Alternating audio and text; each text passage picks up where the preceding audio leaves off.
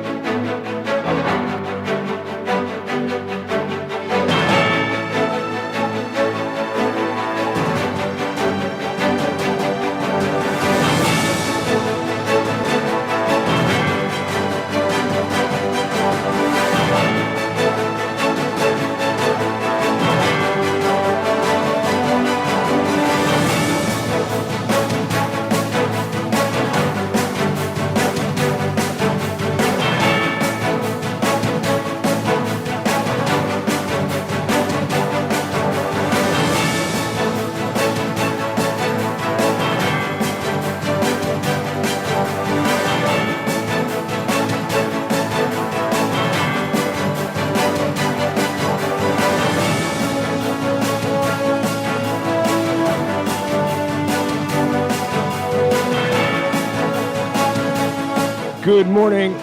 Police probing 98 cases of passport fraud. Chief Passport Officer says former government weakened the passport review process. Meanwhile, the F&M calling for an audit on the passport office. And coming up in business, we are talking about when the silly season begins to impact the workplace. That's in our Human Resource series. That's all straight ahead this morning. I'm Dwight Strachan, and this is Morning Blend. Wake up, it's a new day. Wake up, it's a new day. It's the start of a new way. Don't you know that it's the start of the end of the old way. Wake up, it's a new day. Wake up, it's a new day.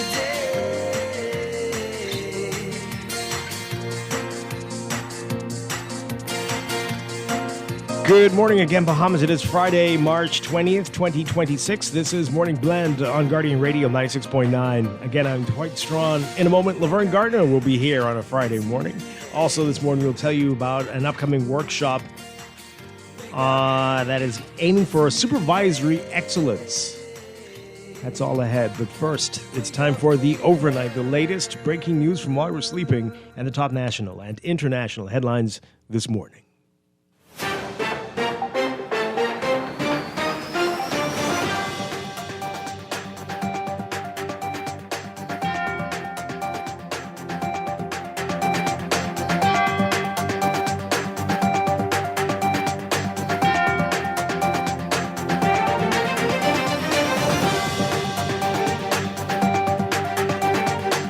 In the overnight, after FM leader Michael Pintard raised concerns in the House of Assembly over reports that people with fraudulent passports were on the voters' register, Chief Passport Officer Nicholas Simonet says that 98 cases of suspected passport fraud have been forwarded to the Royal Bahamas Police Force.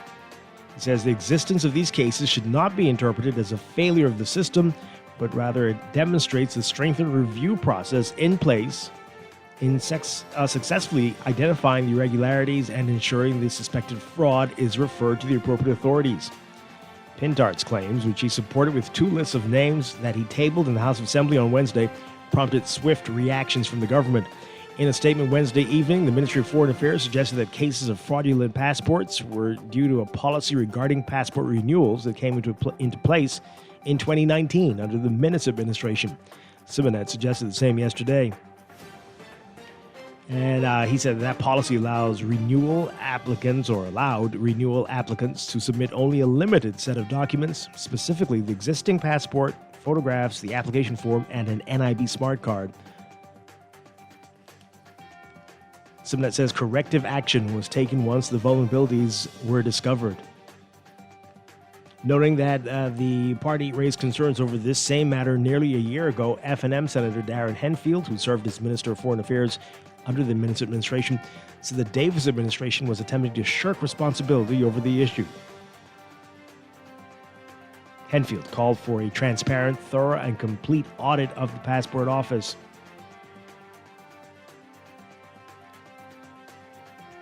Meanwhile, voters who have moved constituencies are responsible for transferring their registration to their new constituency. The Parliamentary Registration Department has maintained that work is constantly ongoing to ensure the register is clean, but Pintard's claims in the House Wednesday were just the latest instance of concerns being voiced on the accuracy of the register. Passengers on board a Pineapple aircraft had a harrowing experience after the landing gears on the flight failed to deploy.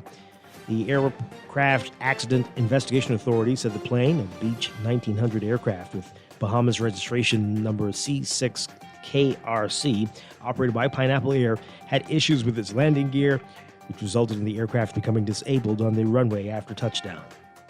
19 people were on board, but no injuries were reported.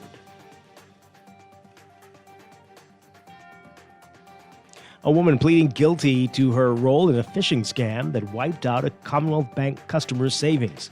24-year-old Dina Bain pleaded guilty to stealing and money laundering when she appeared before senior magistrate Anishka Isaacs. She was ordered to pay a $3,000 fine and to repay her victim $2,085 to avoid serving a 6-month prison sentence. The complainant, a Commonwealth Bank customer, received a text message on August 29, 2025, informing her that her card had been restricted. After clicking on a link that she believed was associated with the bank, the complainant received a call from a man who asked her to repeat the one-time passwords she had received. A short time later, the woman realized that she no longer had access to her account. She later learned that more than $11,000 had been stolen from the account. Bain, a Commonwealth Bank customer herself, had $2,085 transferred to her account from the complainant's. She withdrew the money and spent it. And a businessman has denied having a sexual relationship with a former policeman. Derek Osborne, an actuary and Dairy Queen Bahamas franchise holder, made the denials when he was cross-examined during the intentional libel trial of ex-corporal Delmar Taylor. Osborne testified that he met Taylor when he went to the Elizabeth Estates police station on April 16, 2025 to make a complaint against his wife after she allegedly slapped him for refusing to sign a lease. Osborne testified that later that month, on April 28th, Taylor called him on WhatsApp to arrange a face-to-face meeting. Osborne said that during that meeting at a church's parking lot on Shirley Street, Taylor provided him information about his wife. You can read more on this case in today's Nassau Guardian. And the Davis administration is hoping to help Bahamian influencers monetize their content. Director of Communications in the Office of the Prime Minister, Trey Ramming, announcing an upcoming conference on the issue. It's slated to take place next Sunday. And that the Prime Minister will provide and will invite influencers from across the country to discuss monetization of how they can be paid on TikTok, Facebook, and Instagram, and more. Ramming says Prime Minister Davis is committed to ensuring that Bahamian influencers have a pathway to getting paid for what they do.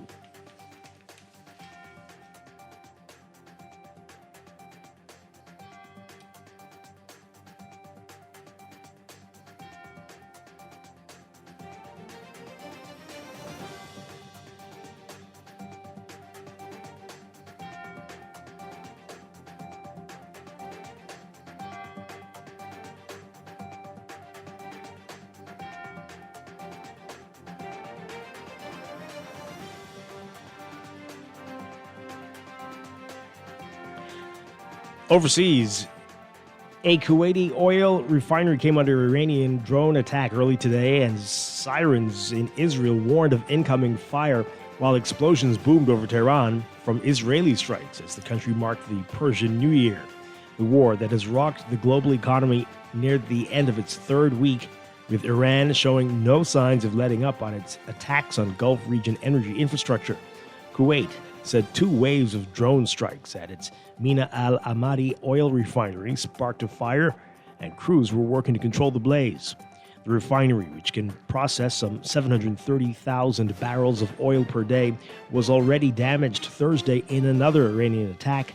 It is one of 3 oil refineries in Kuwait, a small oil-rich Gulf nation. Iran stepped up its attacks on energy sites in Gulf Arab states after Israel on Wednesday bombed Iran's massive South Pars offshore natural gas field in the Persian Gulf. Loud explosions could be heard in Jerusalem after the Israeli army warned of incoming Iranian missiles. In a rare statement, the country's new supreme leader, Ayatollah Mojtaba, saying Iran's enemies have their security taken away. Khamenei hasn't been seen since he succeeded his father, the 86-year-old Ayatollah Ali Khamenei, who was killed in an Israeli airstrike on the first day of the war. Israel, in a statement issued on his behalf and sent to President Masoud Pezeshkian after Israel killed the intelligence minister earlier this week.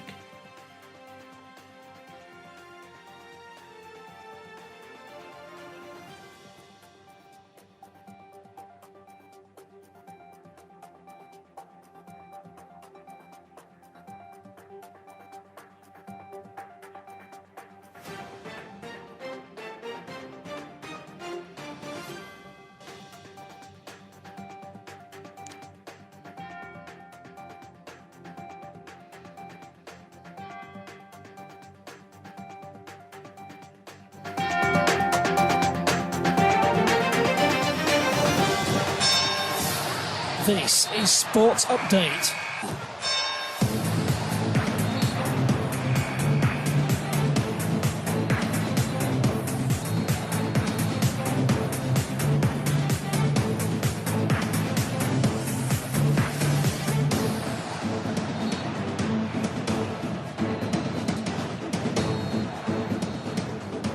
In sports, all roads lead to the original Thomas A. Robinson Track and Field Stadium this weekend as the country's biggest selection meet for junior athletes gets underway.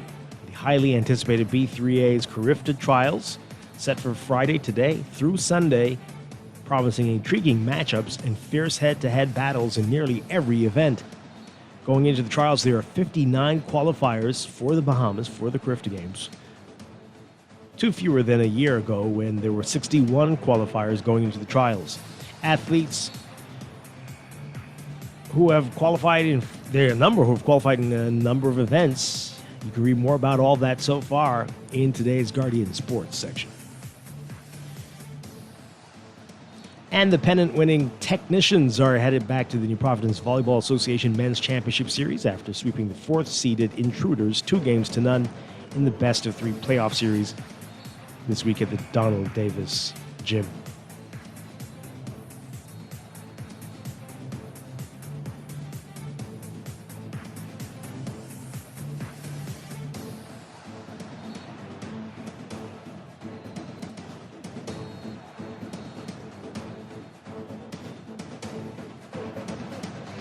And from the NBA, the King has tied the Chief. LeBron James starting for the Los Angeles Lakers against the Miami Heat Thursday night, making it the 1,611th regular season game of his career, tying Robert Parrish's all-time NBA mark.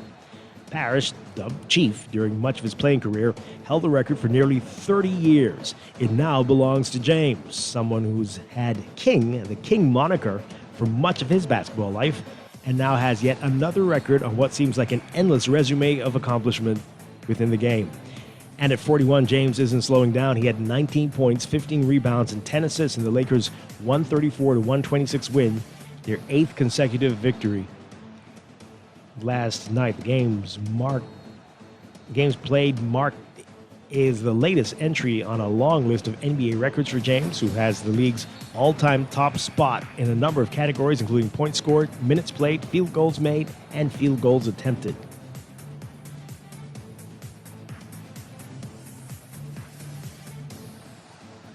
Meanwhile, James, Luka Doncic, and Austin Reeves, who combined for 84 points in the Lakers' 124-116 win at Houston, were all on the injury report around midday Thursday for the Lakers, but Redick said he found out by mid-afternoon that James was among the players who decided Wednesday night to play despite the later-than-usual arrival in Miami. Meanwhile, Doncic scored 60 points, and James had a triple-double. Reeves scored 18 in the win in Miami.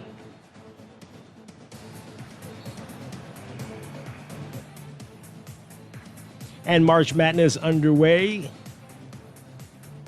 Just a few of the scores from last night. Third-seeded Gonzaga holding off number 14 seed Kennesaw State for a 73-64 win. North Carolina blowing a huge lead and making another early March exit.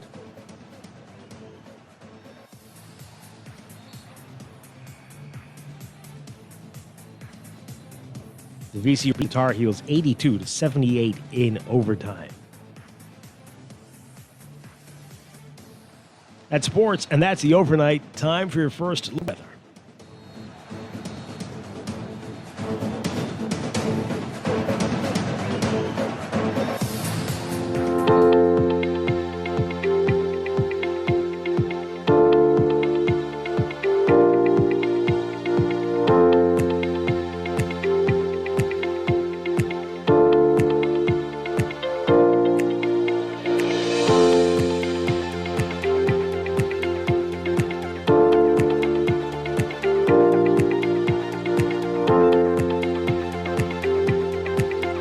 Your first look at weather brought to you by Star General. We've got a near gale watch in effect for the northern, northwest, and central Bahamas today.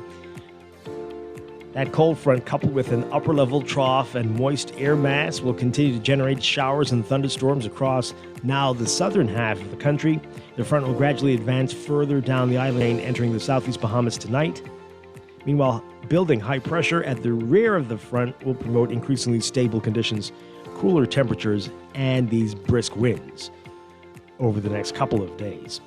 There is a moderate risk of localized flooding during heavy or prolonged rainfall events for the central and southeast Bahamas as that front moves through. So residents in low-lying, flood-prone, and urban areas are asked to exercise caution.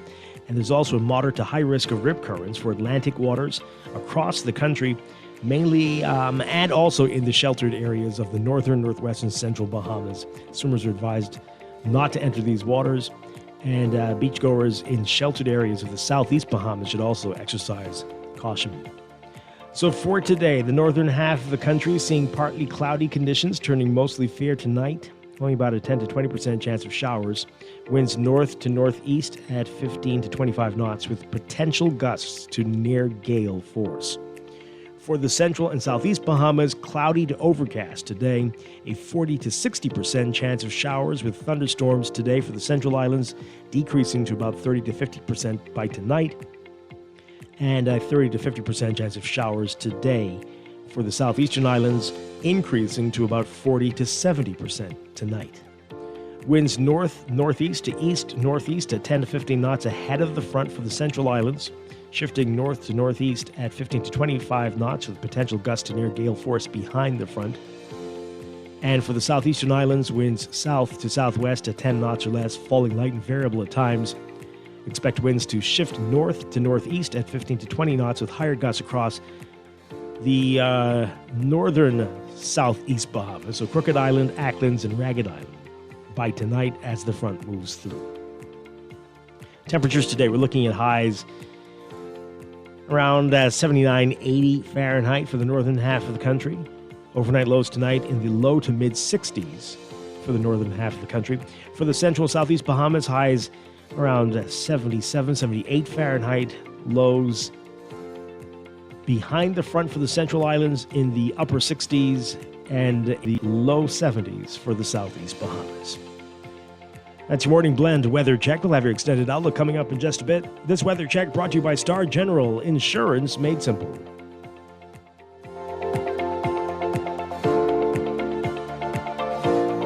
Wake up, it's a new day. Wake up, it's a new day. It is time for a break, but when we come back, we are discussing the day's top stories right here on Morning Blend on Guardian Radio 96.9, your home for fresh news and smart talk all day. The end of the old way. Wake up, it's a new day. Wake up, it's a new day.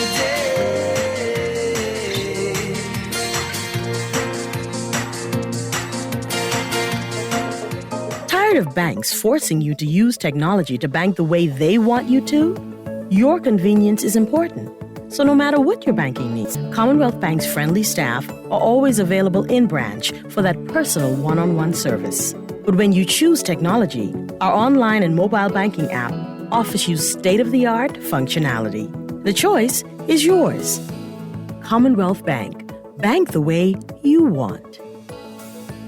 To elevate your gadget game or a tech trouble simply slowing you down? Escape to a world of innovation at Custom Computers, your go-to store for the latest cutting-edge tech. Whether you need to upgrade your life with the best from Apple and Windows or your device needs a little TLC, the Custom Computers Know-How Store is the destination for unbeatable expertise and quality repairs. With 2 convenient locations, there's a Custom Computers near you on Patton Street in Palmdale and Caves Village, or call 396-1100. Every day in a busy world, we have to do so much. Bank with CIBC and get that personal touch. Share your ambitions, let us help your dreams come true. At CIBC, the heart of all we do. We're on your side, we're listening, we know the way you feel. CIBC, ambitions made real. For fast, reliable, and impactful printing services, look no further. Let Printmasters bring your masterpiece to life. We stand by our quality products that is second to none. Our affordable pricing and friendly, efficient staff makes Printmasters the ultimate choice for all your printing needs. We can deliver any type of printing services, from banners to booklets to business cards. You name it, we can print it. Let Printmasters bring your masterpiece to life. Located in the Nassau Guardian Building, telephone 302-2361. No one likes a fender bender. Oh, man. From a little scratch to a full mashup, NUA Insurance has got you covered with auto insurance tailored to fit your needs and budget. For affordable rates with free on-site accident assistance, visit us online or in branch and just ask us. NUA Insurance. Ask us, because we've got you covered. Wake up, it's a new day. Wake up, it's a new day. It's the start of a new way. Don't you know that it's the start of the end of the old way. Wake up, it's a new day. Wake up, it's a new day.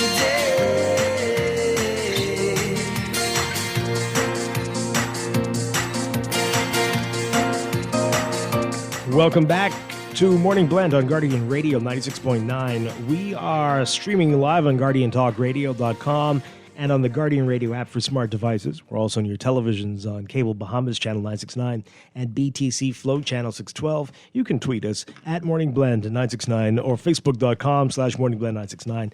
Text us on the Guardian Radio text line powered by BTC 422-4796 standard.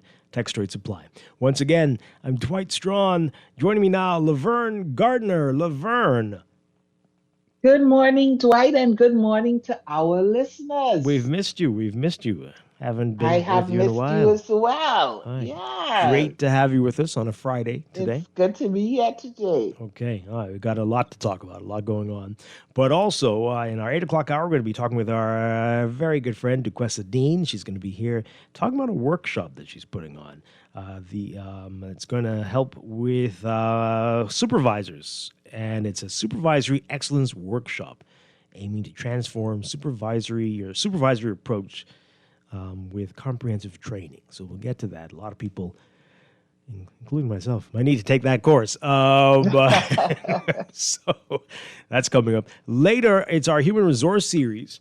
Ahmad Rashad Thompson is going to be here with us, and it is the silly season, and I mean, it's barely the season. It's going to get sillier, a whole lot sillier, but that often affects the workplace with some very severe, and we're going to talk about navigating that and rising above it and staying out of the silliness and a whole lot more coming up in our business hour. That's all ahead on this Friday, but let's begin with what else is in the news.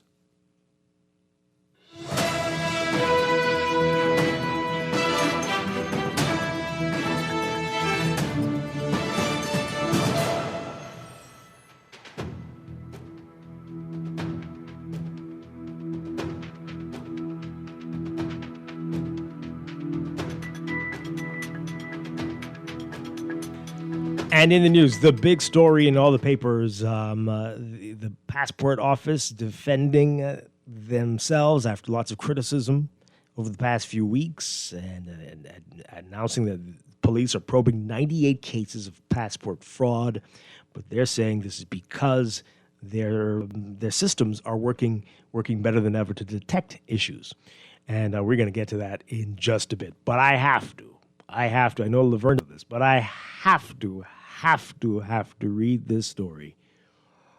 You probably heard about it. But what U.S. President Donald Trump said in front of the Japanese Prime Minister. Laverne, you heard about this? No. Oh, okay. Brace yourselves.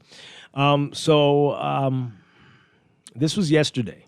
I'm reading from the BBC, but everybody's carried this story. This is all over. So a key moment of Japanese Prime Minister Sanae Takaichi's official visit to the U.S. was President Donald Trump's comment on a piece of shared history, Pearl Harbor. Oh, Lord. Yes, oh, Lord is right. Asked by a Japanese journalist why the U.S. had not warned its allies it was going to strike Iran on February 28th, Trump referenced the 1941 Japanese attack on U.S. soil. Trump said, as the Prime Minister was sitting right next to him, in front of the Prime Minister, to the journalists and everybody there, quote, "Who knows better about surprise than Japan? Why didn't you tell Pearl Harbor?" As the Japanese Prime Minister appeared to be opening her eyes wide and taking a deep breath. The Pearl Harbor attack led to the U.S. joining World War II, after which the countries became close allies. They are allies now, but this is what he said. Trump's remark appeared to draw some laughter from journalists, oh boy, and others present in the room in the White House, while the Prime Minister's reaction seemed to reflect some of the unease that surrounds the issue.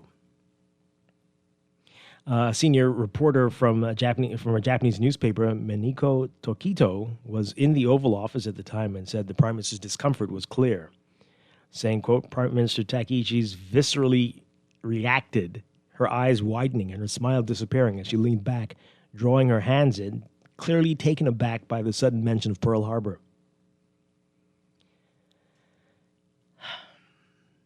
A 33-year-old engineer, Yuta Nakamura, telling Reuters that the Prime Minister had been put in a very difficult situation and praised the PM for avoiding upsetting Trump.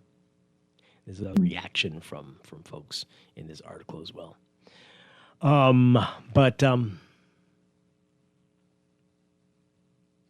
What do you make of that? Again, a lot has happened since then, and lots of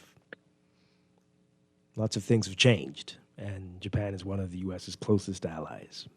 Right. What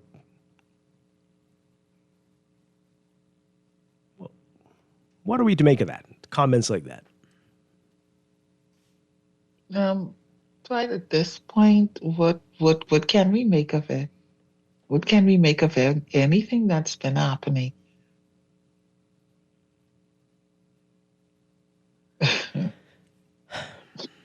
And then laughter. Absolutely.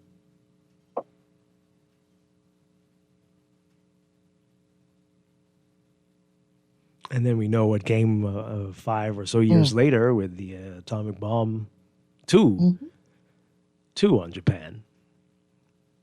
Also quite a surprise. But again, this is not an enemy. Doesn't matter.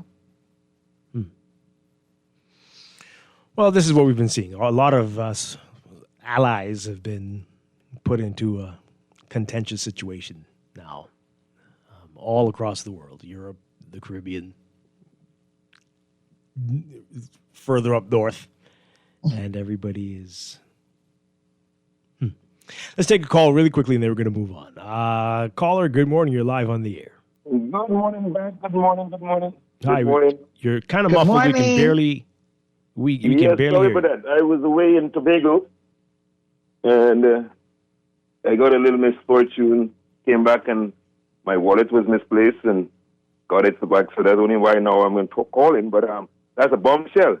I can talk about Pearl Harbor because found some bombing brought down Pearl Harbor.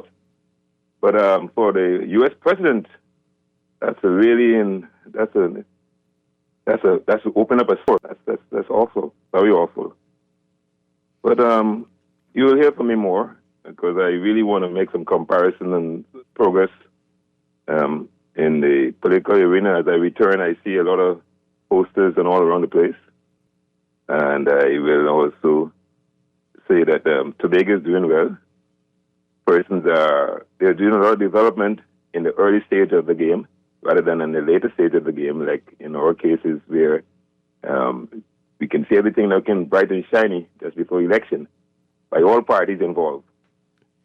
So it's a joy to be back home. Okay, well, good to have you back.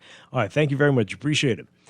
All right, this texter says here, I don't find anything wrong with Trump's comments because it was a joke. Oh, it's a joke.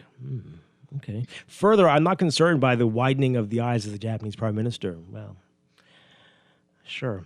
A Human Rights Watch report in May found that Japan's system of hostage justice is rife with human rights abuses. Okay, so this means you can joke about uncomfortable things because, yeah?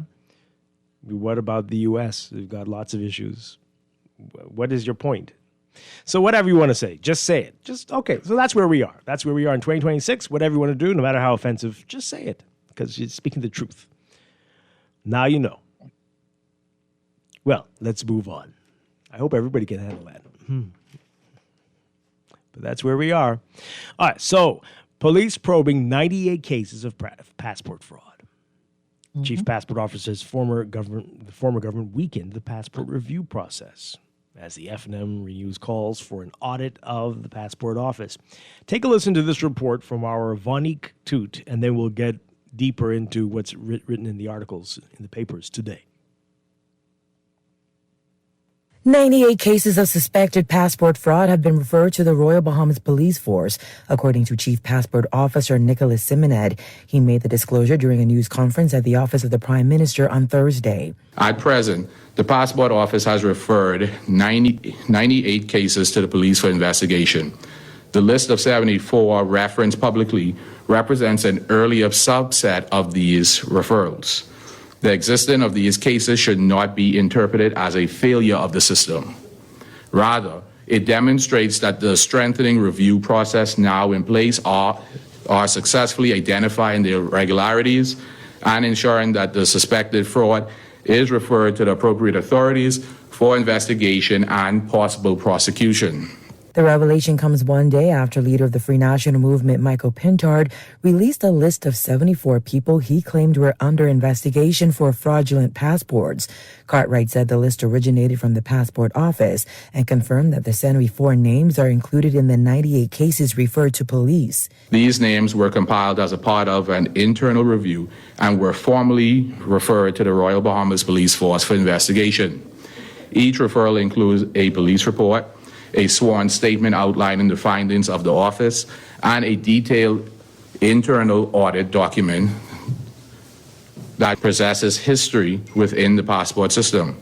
These measures are taken to ensure transparency and to protect both the integrity of the process and the staff responsible for administrating it. Simoned also listed several individuals who have been prosecuted. In each of these cases, the concerns related to fraud or questionable supporting documentation used during the passport application process. These cases have come to light because of the strengthening review procedures implemented by the Passport Office and the increased coordination with other government agencies responsible for the issuing or verifying civil documentation. He added the Passport Office will continue to strengthen its procedures and report suspected cases of fraud in an effort to protect the integrity of the Bahamian passport. That list actually shows that we are doing our job to weed out fraud. That list ensures that these things can be stopped before they even get anywhere else. So when we produce that list and we present it to the police for investigation, it's also given to a parliamentary registrar. Reporting for The Guardian, I'm Vonique Toot. Okay, so let's talk about it. There's a lot more in the paper on this. We'll get to that in a bit. But I've been wondering, I'd asked this yesterday, if these were fake passports or fraudulently obtained passports. And you understand the difference, right? But as he's saying, Simoned saying in that report, they noticed these internal. So it's fraudulently obtained passports, people presenting fake documents to get an authentic passport, but again, fraudulently. So, again, he's pointing to some changes in the Minnis administration that have led to some of the problems they're having. So he said that, this is Simonet again, the chief passport officer, saying that in December 2024, during an internal review of several applications, it was discovered that some passport renewals had been approved on the basis of Cabinet Conclusion CO 1121, dated the 1st of May 2019. That policy allowed renewal applicants to submit only a limited set of documents, typically the existing passport, photographs, the application form, and an NIB smart card. While the intention may have been to reduce the renewal processing time frame, the effect was that it significantly limited the passport office's ability to conduct deeper verification and document review.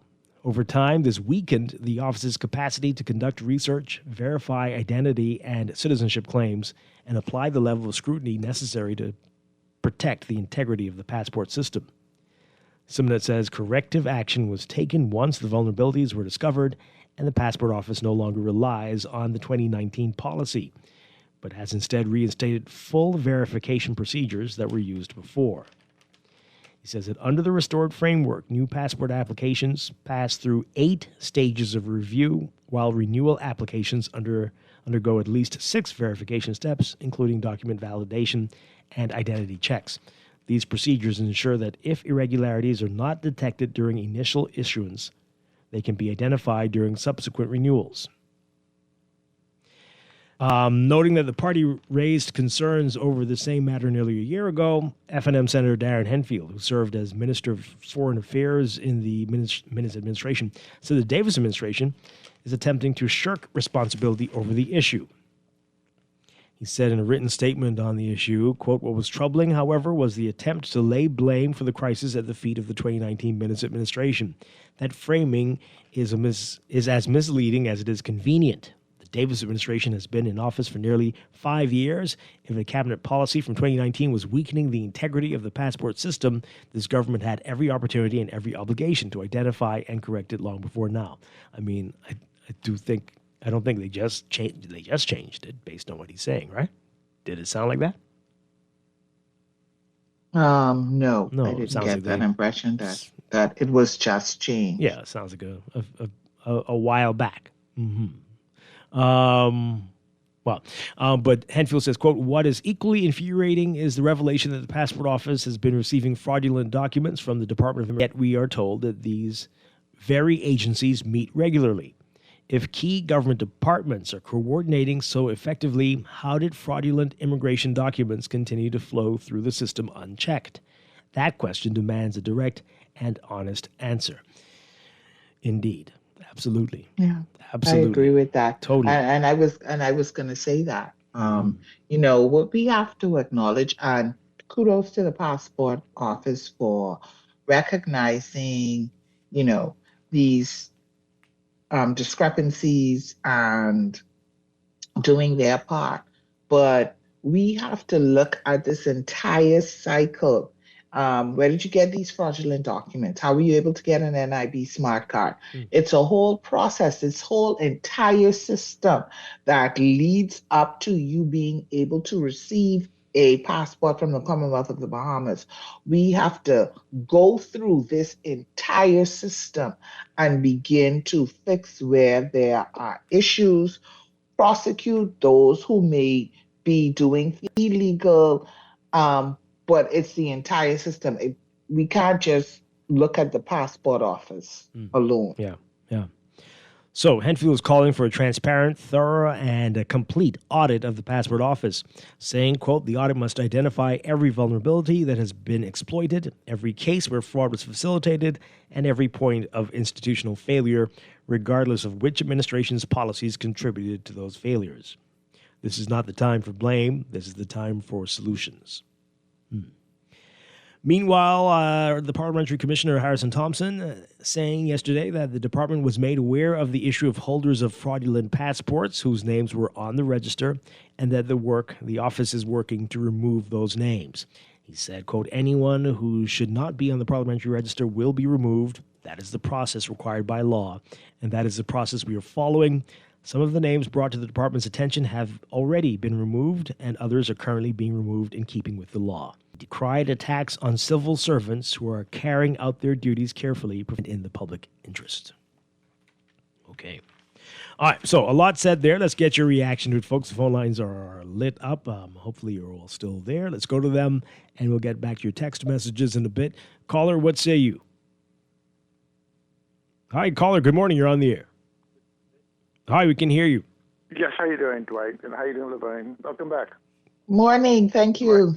Right, just for the record straight, they said that this new thing came in once Mr. Simonet, Ambassador, Chief Passport Officer Simonet, took the position, I think, in the end of 2024. Mm-hmm. So a couple years. Based on the press conference. So what happens is that the entire passport office was blind until he reached. What happens is, though, what you have is we need to go back to understand that this is nothing new. We think this started last year. I think if you go back to 2022 or early 2023, when the leader of opposition called for a committee to look at the passport office, citizenships, and other different things, and the same major, the House of Assembly, pushed back and dismissed it, even though the public was calling for the same. And your website and our news is littered with stories concerning the passports and immigration and everything else. And so, I find it funny that, and we talked about it, Dwight, the PLP always first denies, right, then deflects, and then gaslights us. That is a common thread, not just with this immigration thing. Would we have the equivalent, right? Have you ever used a sieve before? Levine, have you used a sieve before? You mean you like pour water through the sieve. Cooking, baking? Mm-hmm.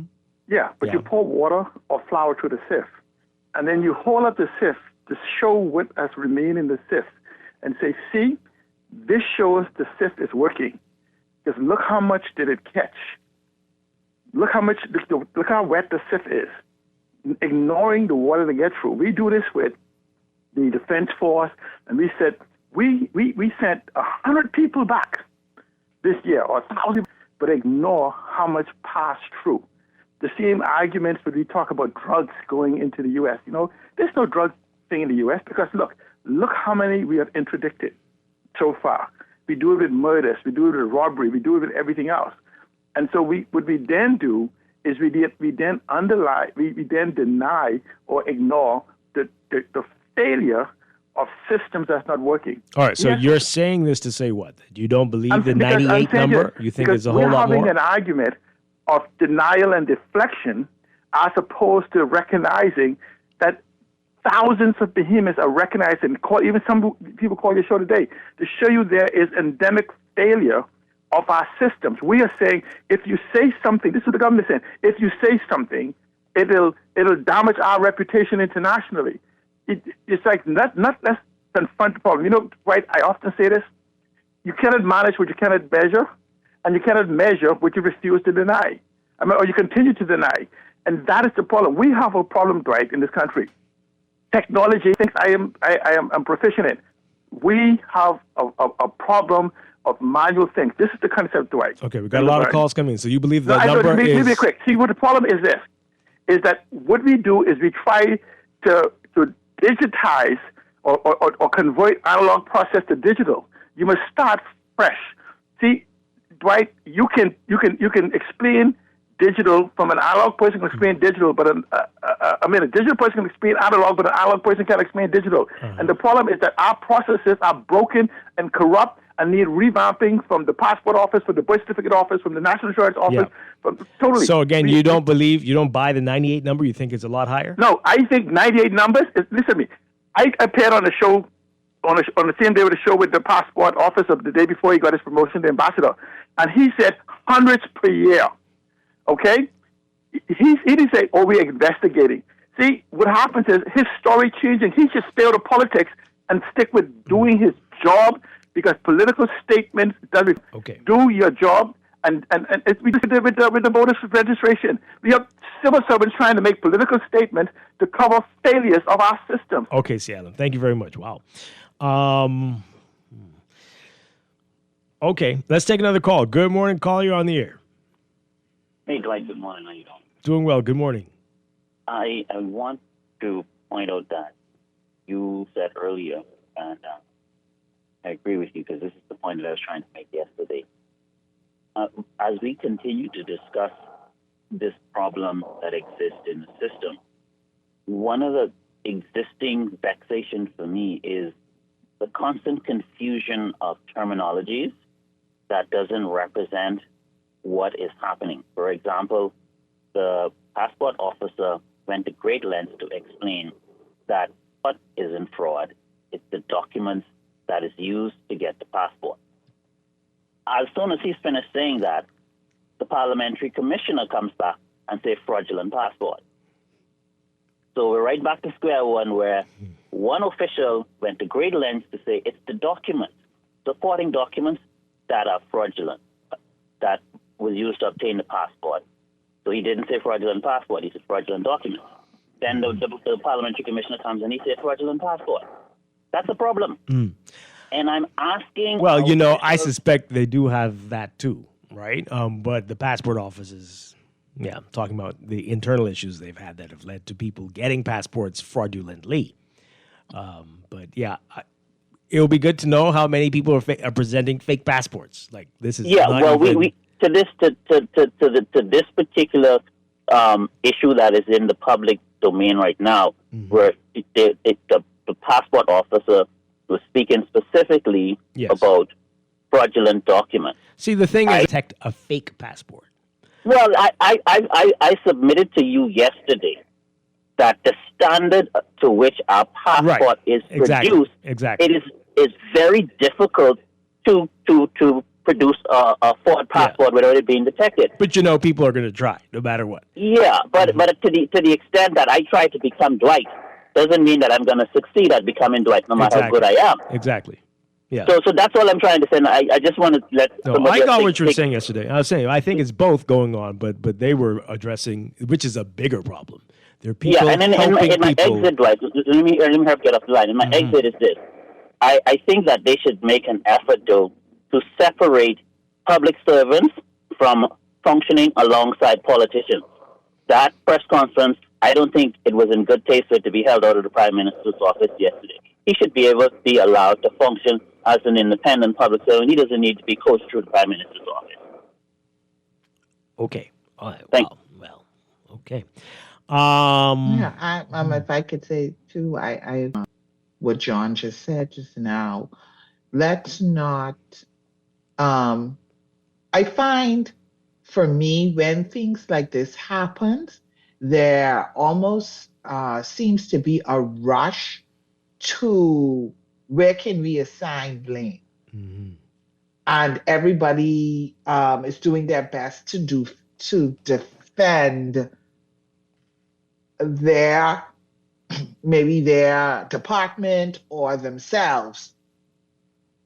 And that always seems to be the case. If something comes out, there's a quick defense to, I don't want to, it wasn't us, It isn't that the passports are fake. It's that the documents to get the passports, those are what's fraudulent. It isn't the documents that's fraudulent. It's the passport.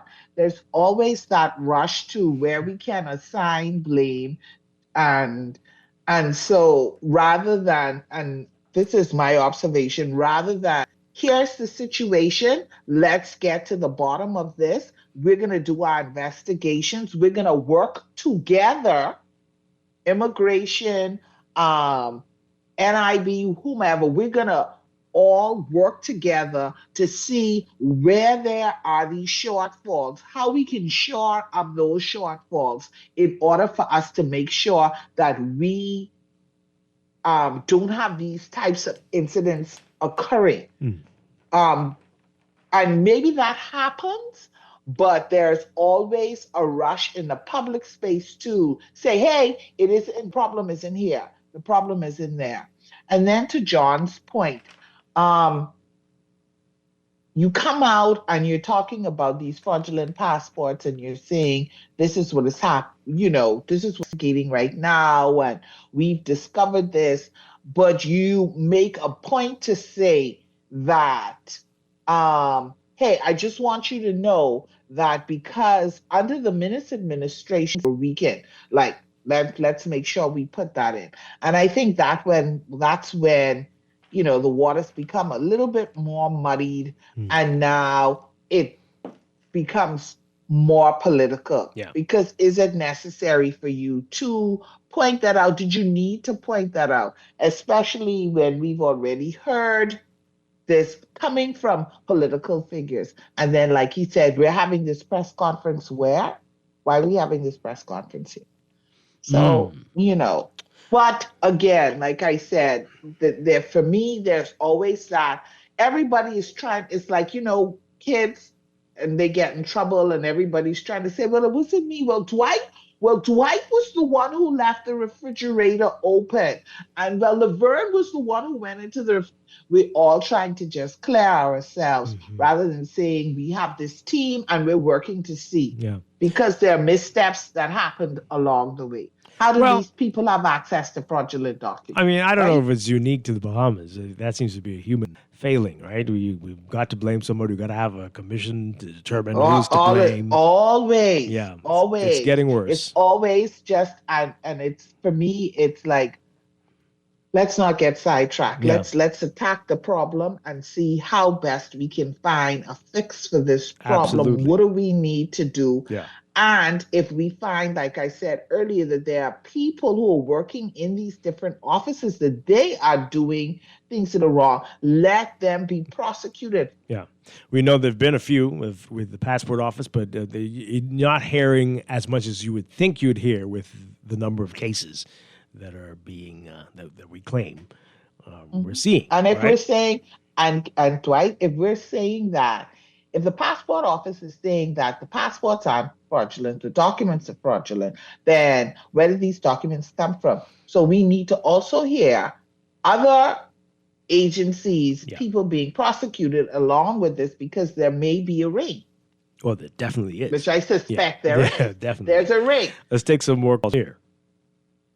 Hi, good morning. Are you there? Good morning to Dwight and Laverne. Hi, good morning. Good morning. I would like to augment your opening statement to give you a little history, Dwight. Under Richard Nixon, I think it was Henry Kissinger who served as Secretary of State, and he warned that it may be dangerous to be America's enemy, but to be America's friend is fatal. As you can clearly see, America is now asking its friends to take an armada through the Straits of Hormuz, which would be fatal.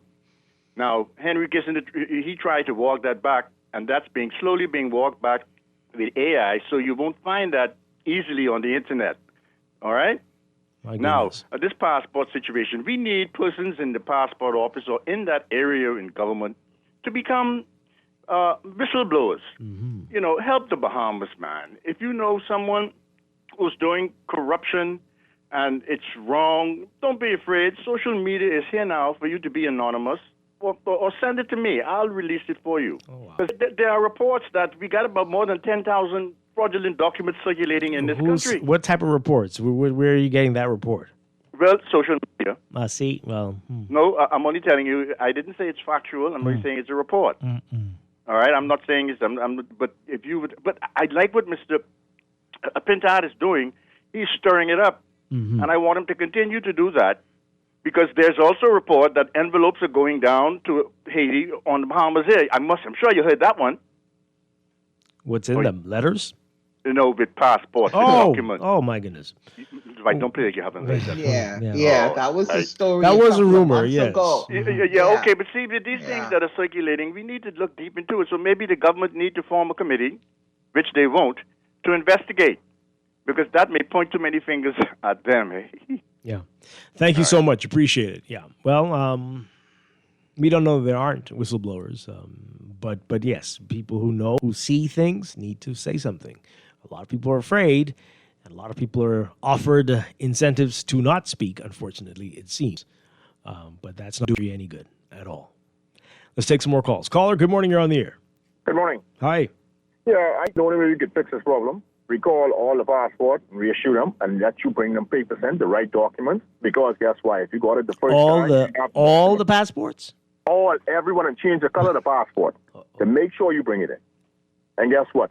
You would be surprised to know how much fraudulent documents out there, and you could stem them off and do the same thing with the NIB cards and the voters cards.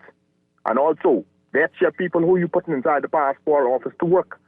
You vet them properly, and you hold them accountable and you let them sign some documents that then, guess what? When you get catched doing this, buddy, you go in the jail, you know, ifs, ands, and buts about it. You'll be prosecuted to the fullest extent of the law. Okay, very interesting. Thank you very much. Now, wouldn't that be something? We're told the population is 400,000, and when you do that, you find that you have 650,000 passports out there. Wow. That would be something. But I do like the suggestion. Really?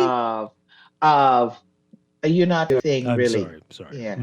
I do like the suggestion of we should, those who work in certain sensitive areas, I don't know if they do already, but they should go through additional scrutiny, right?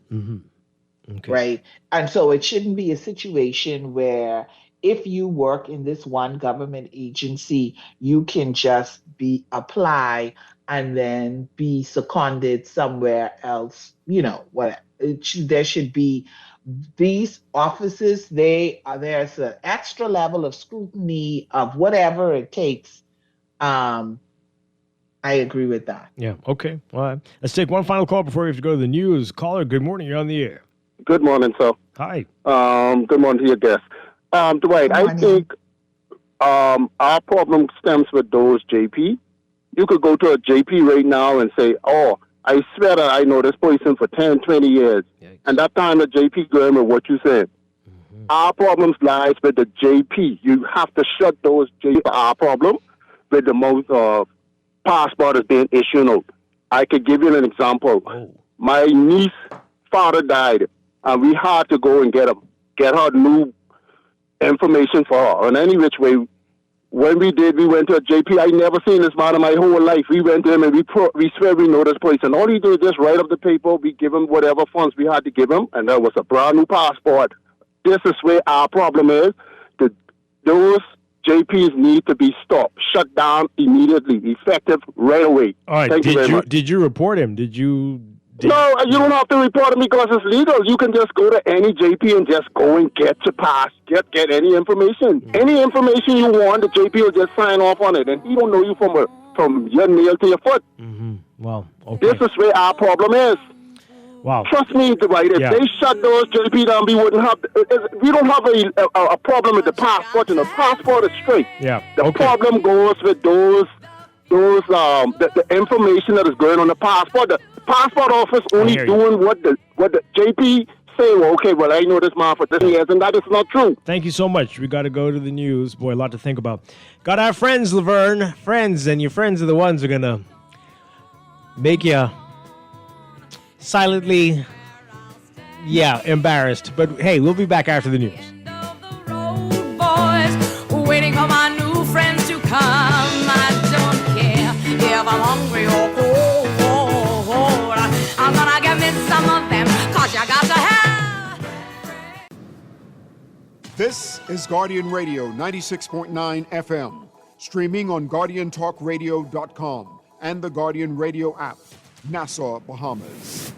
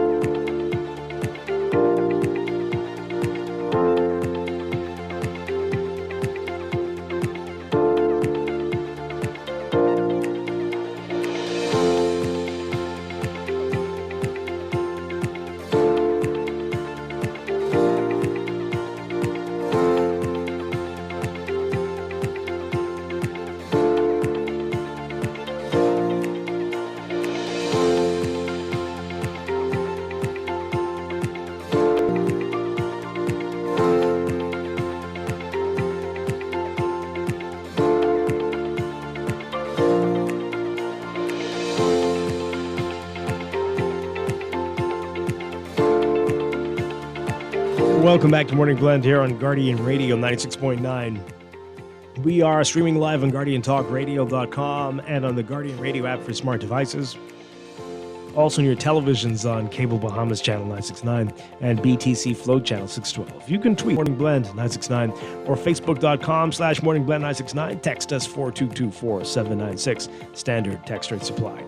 And now at 8:21, it is time for another check of your weather for today, brought to you by Sherwin-Williams. So we've got a near gale watch in effect for most of the country, the northern, northwest, and central Bahamas, as a cold front is moving through the area. That's coupled with an upper-level trough and moist air mass. And that's going to continue to generate showers and thunderstorms across the southern half of the country today. The front will gradually advance further down the chain, entering the southeast Bahamas tonight. Meanwhile, high pressure behind the front will promote increasingly stable conditions, cooler temperatures, but also the brisk winds that we've been talking about. So that front's going to eventually move away from the southeast Bahamas by Saturday morning, and that's going to allow that dry air mass and deep ridging pattern to expand into the Bahamas. It's going to dominate weather across the country into the weekend, into early next week. A surface high will migrate eastwards from the Gulf of Mexico, and that's going to allow winds to relax a bit by early Monday. Then a weak frontal boundary may touch the northern islands of the northern Bahamas by midweek before retreating northwards by Thursday. So ahead of all that for today, there remains a moderate risk of localized flooding during heavy or prolonged rainfall events over the central and southeast Bahamas, and a moderate to high risk of rip currents along all Atlantic waters and sheltered areas of the northern, northwest, and central Bahamas. Swimmers in these areas should not enter the water, and beachgoers in sheltered areas in the southeast Bahamas should exercise caution. So for today, a forecast for the northern half of the country, partly cloudy to cloudy, turning mostly fair tonight, with winds gusting to near gale force. For the central and southeast Bahamas, cloudy to overcast, with a 40 to 60% chance of showers today. For the central islands, decreasing to 30 to 50% chance by tonight. And that's for the central islands, and for the southeast Bahamas, 30 to 50% chance of showers today, increasing to 40 to 70% by tonight. Temperatures highs near 79, 80 Fahrenheit for the northern half of the country. Overnight lows in the low to mid 60s. For the central and southeast Bahamas, highs in the upper 70s today, and lows in the upper 60s, low 70s for the central islands, and low 70s for the southeast Bahamas. For your weekend, Saturday, a mix of sun and clouds for most of the country, turning mostly fair at night, but for the southeast Bahamas, still dealing with that frontal system moving through. Cloudy to overcast at first, with gradual clearing throughout the day as that front moves away from the area. Expect partly cloudy conditions in the south. Still elevated rain chances for the southeastern Bahamas. By Sunday, most areas seeing mostly sunny conditions, turning fair at night. Only about a 10% chance of showers. That's going to hold for Monday for most areas. Into Tuesday, with slightly elevated chances for rain in the central and southeast Bahamas. And some changes coming by Wednesday. Mostly sunny at first for the extreme northern islands as that frontal system we told you about, the other one, begins to move close to the area, with a mix of sun and clouds by early afternoon Wednesday. Partly cloudy conditions at night. Most other areas seeing mostly sunny conditions, turning fair at night. That's your Morning Blend weather check, brought to you by Sherwin-Williams. If you're ready to refresh your space, head to your local Sherwin-Williams for premium paint, pro tips, and everyday deals that make it easy to get started.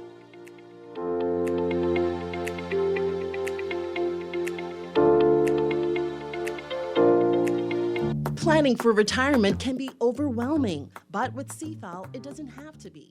We offer tailor-made individual, group, and pension solutions that take the guesswork out of retirement planning.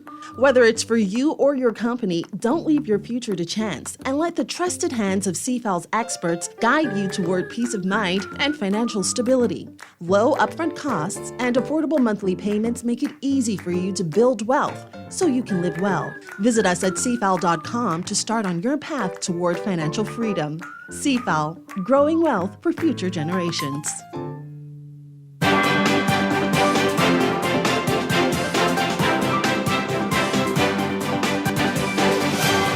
And it's time for traffic, brought to you by NUA Insurance Agents and Brokers, your partner for smart motor insurance and advice that puts you first. Whether you're at home or on the go, getting an instant, give them a call or visit your nearest branch or log in anytime at nuainsurance.com. So good news for you if you're on West Bay Street near Saunders Beach. Things definitely not looking as bad as they've been looking the past few days. A totally different story there. Just a few cars ahead of you heading eastbound on West Bay Street and northbound on New Providence Highway. But some of those access points through the Grove West still looking a bit busy for you right now. On a bit farther south, you've got on John F. Kennedy Drive eastbound towards the six-legged roundabout. Heavy traffic there. And a bit of congestion from the other points, the other 5 points, especially southbound New Providence Highway and southwestbound on Farrington Road and westbound on Thompson Boulevard. And some slow-moving traffic on the New Providence Highway northbound side from just north of Milo Butler Highway and Tawny Williams Darling Highway. Milo Butler Highway looking busy for you from just north of Fire Trail straight up to that roundabout with Tawny Williams Darling Highway.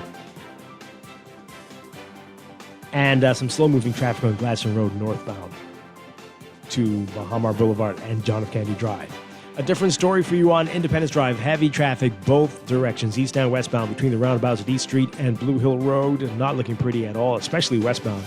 And Blue Hill Road is busy for you from St. Vincent and especially from Carmichael all the way up to that roundabout with Blue Hill Road. And you're going to see that traffic again once you get north of Robinson Road, heavy up to about Cordo Avenue near Big Pond. And East Street, north and south of the Soldier Road intersection, seeing slow-moving traffic as well, mainly northbound. Soldier Road is going to be busy for you as you head east of that area near Windsor Place and Old Trail. And then at the intersection with Prince Charles traffic, especially into Robinson all the way up to Marathon East-West Highway. Eastern Road also busy for you this morning, westbound, just east of Fox Hill to about Johnson Road. Those are your hot spots, and that's your real-time traffic. And your Morning Blend Traffic Alert also brought to you by BTC. Business owners, this one's for you. BTC is bringing high-speed fiber broadband to businesses in central New Providence. That means faster downloads, smoother video calls, and reliable connectivity to keep your operations running. Don't let slow internet cost you customers. Give them a call at 302-7700 and ask about special business broadband offers available now. BTC, powering businesses across the Bahamas.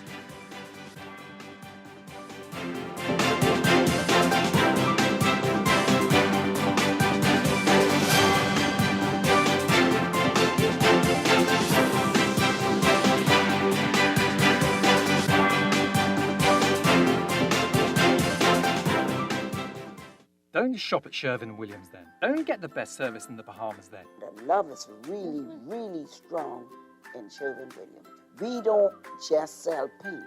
We service you with a smile, good hearts, mind, soul, and body. And we love our customers as much as we love ourselves. Yes, real talk. I'm not just saying this Real talk. to impress myself. We love to go beyond with customer service. So they feel delighted to come in Sherwin-Williams because they know I can either see Dee Dee, or I can see Shelly, or one of our other wonderful staff members. We treat our customers with the respect of our boss because there are many paint companies they could choose to go to. No, baby.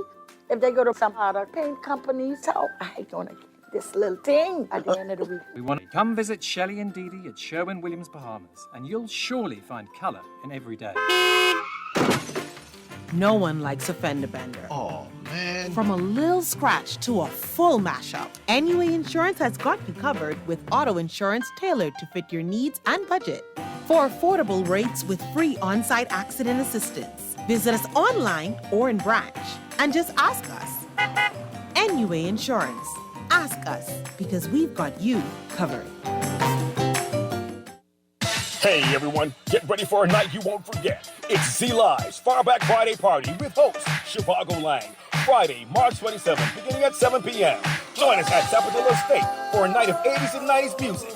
fans, light bites, and refreshing drinks. Get your tickets at the Nassau Guardian between 10 a.m. and 5 p.m. Monday through Friday. $50 per person. Cash sales only. It's Z Live's Farback Friday Party. Real music, lots of fun, eats and drinks, and oh so cool vibes. See you there. The following is a paid political message.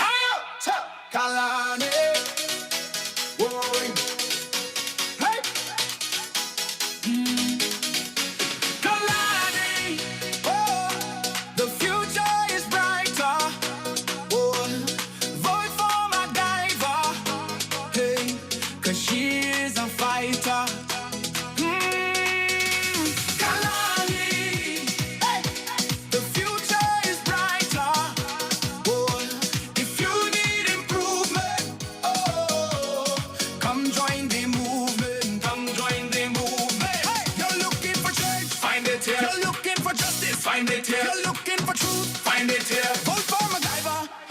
She's here for you. See everybody in Kalani. Hands in the air. See everybody in Kalani. Vote for MacGyver. She is a fighter. That was a paid political message. Every day in a busy world, we have to do so much. Bank with CIBC and get that personal touch. Share your ambitions, let us help your dreams come true. At CIBC, you're at the heart of all we do. We're on your side, we're listening, we know the way you feel.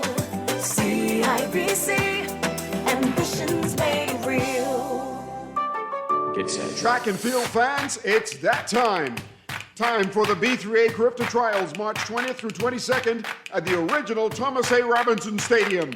Come see the country's finest young athletes in blazing battles on the track and fierce field competition as they look to book their tickets to the 53rd Carifta Games in St. George's, Grenada on the Easter holiday weekend. Who will make the team to represent the Bahamas? Be there for the B3A Carifta Trials, March 20th through 22nd at the original Thomas A. Robinson Stadium. Competition starts at 5 p.m. on Friday, March 20th and 3 p.m. on Saturday and Sunday, March 21st and 22nd. General admission, $12. Children under 12, $8. $20 VIP. 3-day passes are $34 general admission, $20 children under 12, and $58 for a 3-day VIP pass. The B3A Carifta Trials, March 20th through 22nd. Don't you miss it. This is Guardian Radio 96.9 FM, streaming on GuardianTalkRadio.com and the Guardian Radio app, Nassau, Bahamas.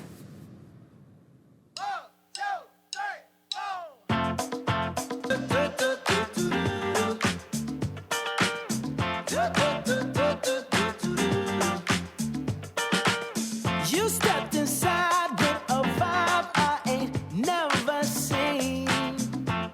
Yes, you did. Ooh, so girl, if you talk like you walk, come and talk to me.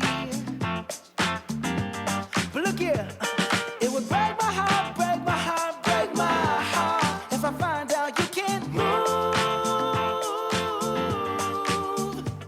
You better show me now, show me now, show me now. Cause when I take it to the floor, ooh, you gotta get down. You know what to do. Hey, Mr. DJ. We are back with Morning Blend on Guardian Radio 96.9. Dwight Strong along with Laverne Gardner on this Friday morning. Coming up in a few minutes, we're going to be talking with DeQuesta Dean about a special workshop coming up for supervisors. We don't want to miss that. We're going to get all the details for you. And then later in our Human Resource Series, our monthly series with Ahmad Rashad Thompson, we are talking about how the election cycle, the election silly season, Laverne doesn't like silly season. She's going to explain to us why in that segment. She doesn't like the term or the season, I suspect. You don't like the season either, right? I mean, I don't like the term. Oh, yeah. Well, I don't like silly season. But, yeah. I mean, there are aspects of this season that you like?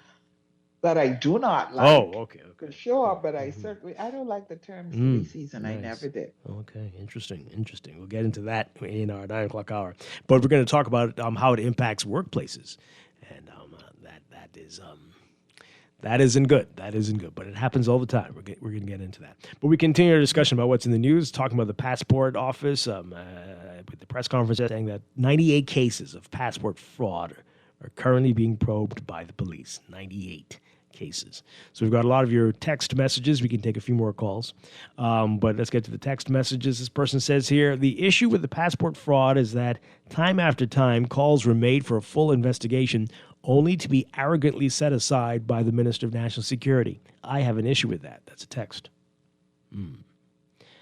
Hey, Dwight, Lincoln Bay, and Michael Pintard have been saying this for a long time, but they were ignored and called some terrible words. I'm not going to say what you have here. And by the way, I believe that there were Bahamian passports on Bahamas Air. Okay. More crackhead games. Let's be clear. Fraudulent immigration documents being used to obtain Bahamian identification is a direct assault on our national security. This is not talk shop material. This is serious. Individuals are presenting false documents to circumvent our laws, and we must ask, what are the penalties? Because they should be severe. But more importantly, what are the consequences for any government employee entrusted to safeguard our national identity who participates in or overlooks this? There must be accountability. Yeah, absolutely.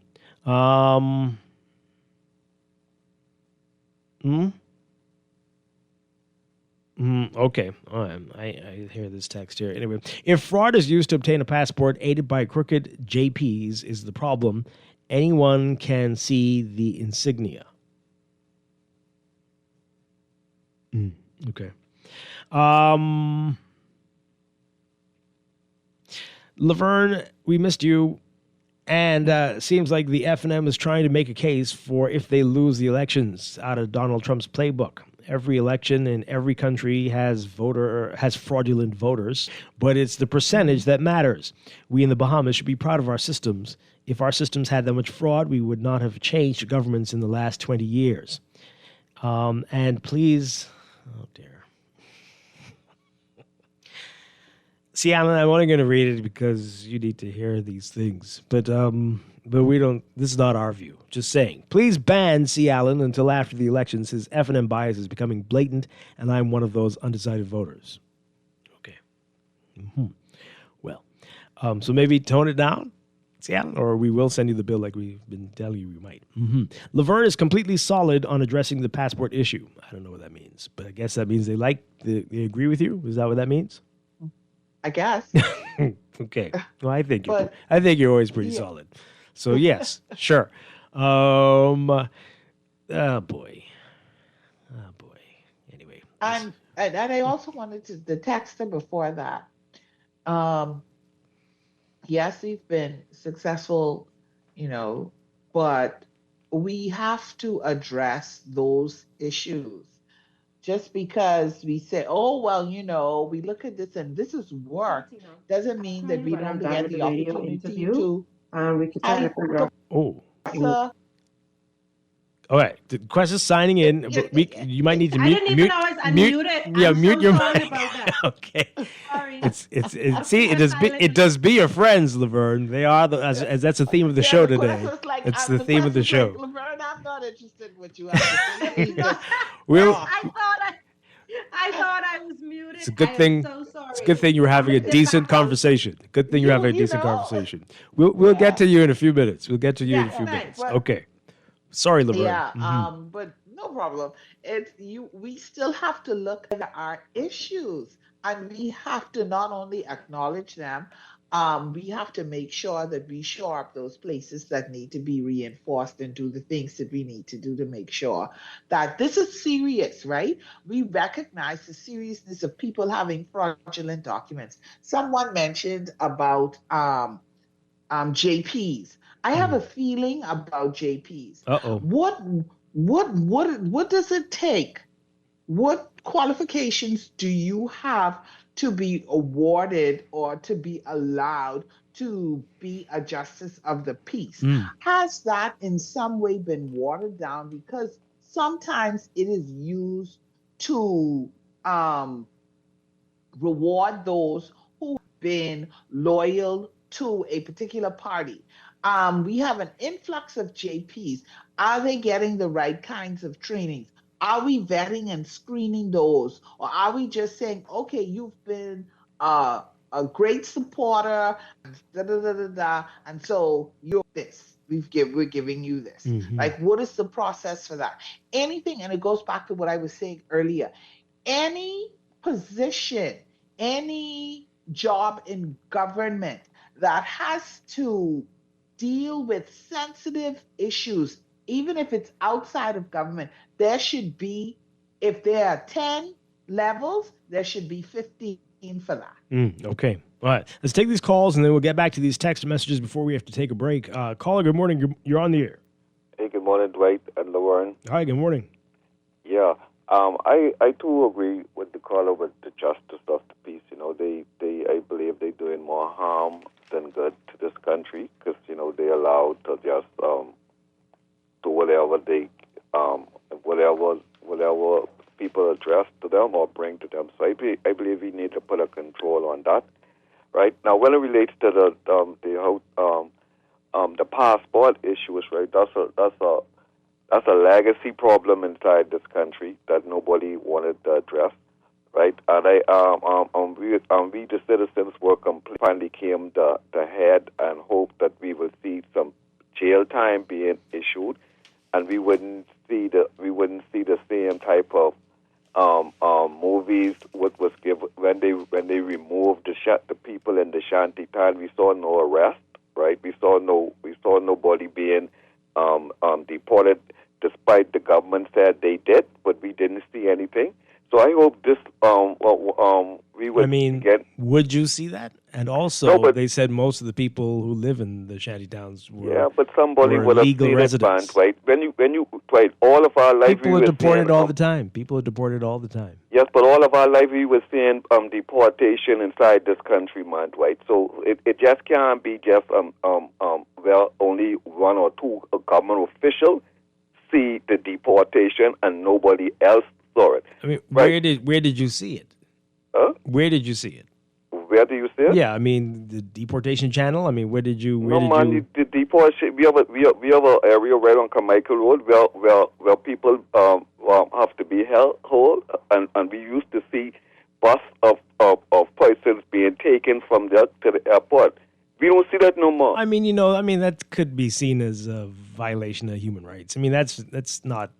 Yeah, but right, I ain't really hold on to that, right? Because I understand the situation, right? But I'm just saying, we need to start seeing people held accountable. Is my main point I'm trying to make, right? We a lot of things just happen in this country, but the public never see no accountability being issued out to these the persons who potentially or allegedly breaking our laws. That's all I'm saying. So we just and maybe if we could see more of that happening, then that could possibly slow down all of these not all of these cases, but a lot of these cases. But when you only could hear and never see anything happening, then we're telling the persons that it's okay. And my final point, Dwight, now that we know we have, and we was complaining also about Bahamas Air persons coming on Bahamas Air with documents. I hope that be the next form of investigation, because there's no way you're supposed to be able to be coming from a foreign nation with documents and you still can't speak English, right? Have a nice day. Okay. Well, we've explained how that could happen, but yes, not everybody. That should raise eyebrows. Absolutely. But there have been people charged.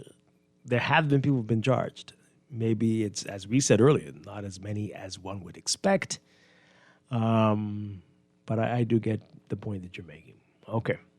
We only have time for one more call. Let's take it. Good morning, caller. You're on the air. Dwight and Lauren, good morning. Hi. Good morning. Dwight, how it got to 98 cases. From this government first came in, Dwight, there have been reports that flights were coming in from Haiti with brand new passports, okay, at the airport. And let me refresh your memory with something, Dwight. Under the Christie administration, there was a minister of immigration who was caught with hundreds of U.S. dollars, his cupboard at home. And it had been speculated before being appointed, the minister who could not get a loan from the bank. Okay, What we are saying is follow the money. Follow the money. Okay. Okay. All right. Thank you very much. Let's I remember that story. Yeah. I'm not delving into it. I'm Right. just saying I recall that story. Yeah, well, I don't think anyone could ever forget. But okay. What happened with that story? What became of that case? Hey, welcome to the Bahamas. Just asking a question. This What became of the texter. case? It's a good question. It's a good question. This texter says, once the price is right, anything can be done in this country. People are not being paid well, so they work for tips in quotation marks. You keep admonishing me when I say the Bahamas is a third world country. I still assert that it is. Okay, it's a developing nation, sure. You want me to call it a developing country. Exactly. You know what to do. Yemen, Sudan, Haiti, Somalia, Afghanistan, Libya are all developing nations. Fine, I then concede that it is a country governed by the most unqualified, unscrupulous, oh my goodness, or incompetent citizens. You need to stop. Wow, they woke up this morning and chose violence. Okay. Texter, you don't know how blessed you are to be here. We've got a lot of things to work on. But very few of us are living in fear of getting blown up at any minute. And many other horrible things are happening all over the world. So you continue on that path that you're on, but you don't know how good you have it. It could be better. A whole heck of a lot better. It really could. But even some of the greatest countries on earth, which we are one, but some of them also could be. This person says, why are our people acting so dense? Oh boy, everyone needs the weekend, it appears. These crimes happen all over the world. Anything man-made can be undone or copied. We point to government officials to be corrupt, but it's the Bahamian people that do the dirty tricks for extra money. It's not the system that's bad. It's greedy civil servants who always want more. Whoa. You can go in every government office and find at least 5 to 6 crooked government employees, oh Jesus, who are ready to sell documents for extra money. Well, wow. Okay. Anyone constantly offering to work through their vacation or additional shifts is a reason to investigate their role and job requirements by reviewing their work. What? Like why you don't want to take vacation? Really? Why you don't want to take vacation, Dwight? why you picking up these extra shifts? Oh boy. Man, Everybody but they're the takes only one doing vacation. work. Why you don't want to take vacation? The hardest working person needs extra scrutiny because they up to something. So watch them over there. See those people on their third coffee break before 12? That's how you need to be. You know they aren't fraudsters. Okay. Well, we get it now. Thank you for clearing that up. Thank you very much. Dwight Laverne, the issuance of passports is a national security risk, and Ministry of Foreign Affairs may be allowing this process to exist. What? The persons in immigration and the justice of the peace are supporting these illegal documents, and this has been known for years. Unstoppable change will expose them and prosecute the suspicious activities. Okay. All right. I'm in total agreement with one of the callers regarding the involvement of the justice of peace. Politicians have been giving them out as political favor. Who go down by the birth certificate registry. They're out there like Jonesers, with government stamps and everything, ready to prepare sworn documents for the registry. And the thing is, a significant number of them are so-called pastors. Oh, my Lord. Wow. To be a JP, you need to be a friend or supporter of a cabinet minister. Oh, man. Dwight? Man. I'm just saying. Man. Laverne, you're spot on. At every election, the top generals get JP status, and that's how many illegals get work permits. Yikes. That caller is on point. Everyone's agreeing. The JPs are the...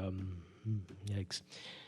Out of the problem. Wow. I want to hear a Morning Blend show coming from Freeport. Yes, yeah, we're working on it. We'll be back. It's been how many years? 2 years. We got to get back there. We're going to get back there very soon. Very soon. We'll let you know about that very soon. Loopholes in government services are like these potholes on the road. We cover up temporarily. We are not serious about change.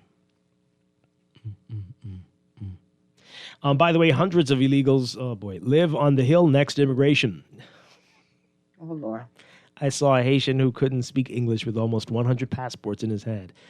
Did you take a picture? Did you report that? Did you? Right? He was supposed to believe you. Yeah. Did you report it? Boy. And here's the thing: we each have a responsibility. I'm not saying that this solves the problem, but we each have a responsibility to sound the alarm. And I know we can be like, "Oh, what difference does it make? Nothing is going to change," but do it anyway.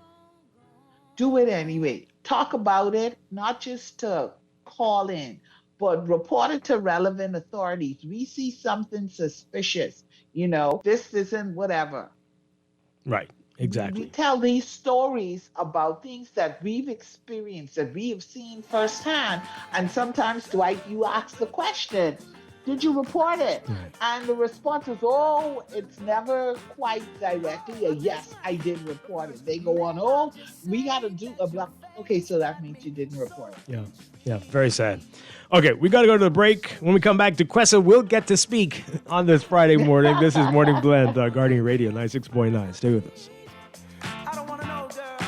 So please don't do that to me. Because it would break my heart, break my heart, break my heart. If I find out you can't move, you better show me now, show me now, show me now. Because when I take it to the floor, ooh, you got to get down. You know what to do. Hey, Mr. DJ. Play a song for this pretty little In the world of business, technology is not a choice. It's a necessity. And for businesses that demand excellence, there's only one choice for unparalleled support and cutting-edge technology. Custom Computers. You have challenges and we have solutions. Computing, networking, storage, and printing for enterprises large and small, aligned with premium brands like HP, Microsoft, Konica Minolta, and more. Get tech done the right way with Custom Computers. Call the know-how team at 396-1101.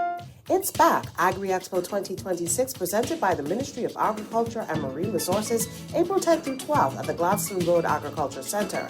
Agriculture, our heritage, our future, comes alive with the latest farming technologies, exciting cooking demonstrations and competitions, Bahamian farmers and vendors from across the islands, fun for the kids at the kiddie corner, nightly musical concerts, and free admission for everyone. Bring the whole family and celebrate what feeds our nation. Agri-Expo 2026. Let's get growing. Wendy's have everything you've been craving. Crispy, juicy, and seasoned just right. These tenders bring the flavor from the very first bite. Dip 'em, dunk 'em, love 'em. With sauces like sweet chili, scorching hot, ranch, honey barbecue, honey mustard, and Wendy's signature sauce. Grab them as a kid's meal. Enjoy them on their own. Or make it a combo that hits the spot every time. For tenders you're gonna know by name, it's gotta be Wendy's. Screws and Fasteners World, Balfour Avenue and Palm Beach Street, has those hard-to-find fasteners for you right now. You can find stainless steel regular hex, carriage bolts, galvanized bolts, threaded rods, nails, self-tap screws, sex bolts, anchor bolts, turnbuckles, masonry tools, hand tools, and weed whacker strings. Check out the rope selection and car body fasteners, too. Special orders are welcome. It's your #1 fastener store. Screws and Fasteners World, Balfour Avenue and Palm Beach Streets. Call 326-1976.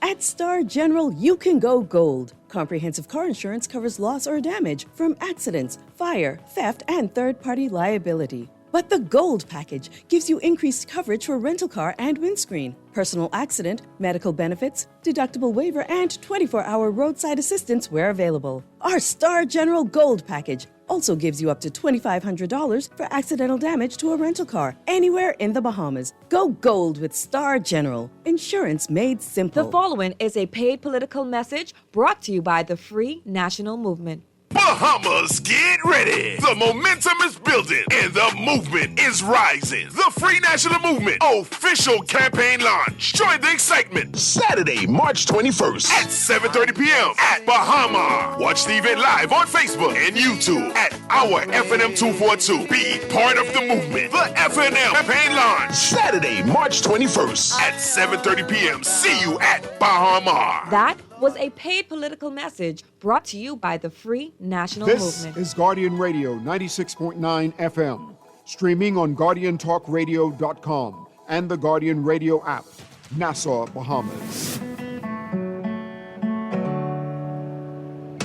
Hey, Mr. Supervisor, pick up channel 1, please. I've been sleeping through the day, working night shift for 11 weeks. I'm in the middle of the ocean, the same old food to eat, and the grinding and construction, they taking control of me, We are back with Morning Blend on Guardian Radio 96.9. Dwight Strachan along with Laverne Gardner. Our special guest this morning, Duquesa Dean, our very own Duquesa Dean. She's also a corporate trainer and life coach, and she's got a special workshop coming up, a supervisory excellence workshop. Duquesa's here to tell us all about it. Good morning. Good morning, Dwight. Good morning, Laverne. Good morning, Good morning, Duquesa. Great to have you as a guest today. Yeah. Yes. Thank you. Hey, yes. Aren't we I see all? you all the time, but you know what I mean. Aren't we all? Aren't we all? All right, so tell us about this. Why a supervisory excellence workshop? Well, one of the things that I've noticed over and over and over again is that businesses promote people because they're good at their job. They're good at doing whatever it is that they're doing. And so they give them a promotion to a supervisory position, but they've never really trained them how to lead. Like, they're strong employees. They're great at what they're doing, but without the right tools, they will struggle with communication, accountability, conflict management, team management.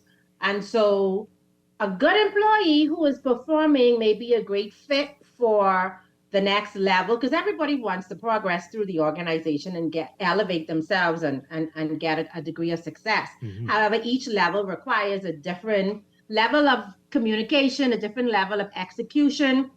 And so when a supervisor is promoted or is in that position and doesn't really know how to drive team performance and connect with their team well, productivity drops, the morale drops on the team, miscommunication occurs, ego comes into play, it creates a lot of issues on the team, and then leadership ends up spending more time fixing problems instead of growing the organization. Wow. So training your employees on how to be an effective supervisor is one of the best things any business can do, because everything rises and falls on leadership. So the better your leaders are, the better your organization will be. Yeah. So from what you've seen, how common is that scenario where you Very were? common. Yeah.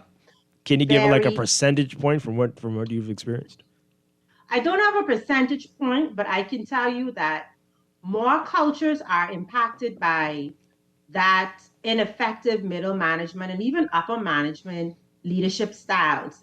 People that sit at the top of organizations don't believe they should get into these continuous education courses like how to be a great leader, because they have their master's or their bachelor's, or they have the educational component, but that is so much more different than the execution of pulling your team together, of understanding that each individual on your team requires something unique from you. It's not, leadership isn't generic.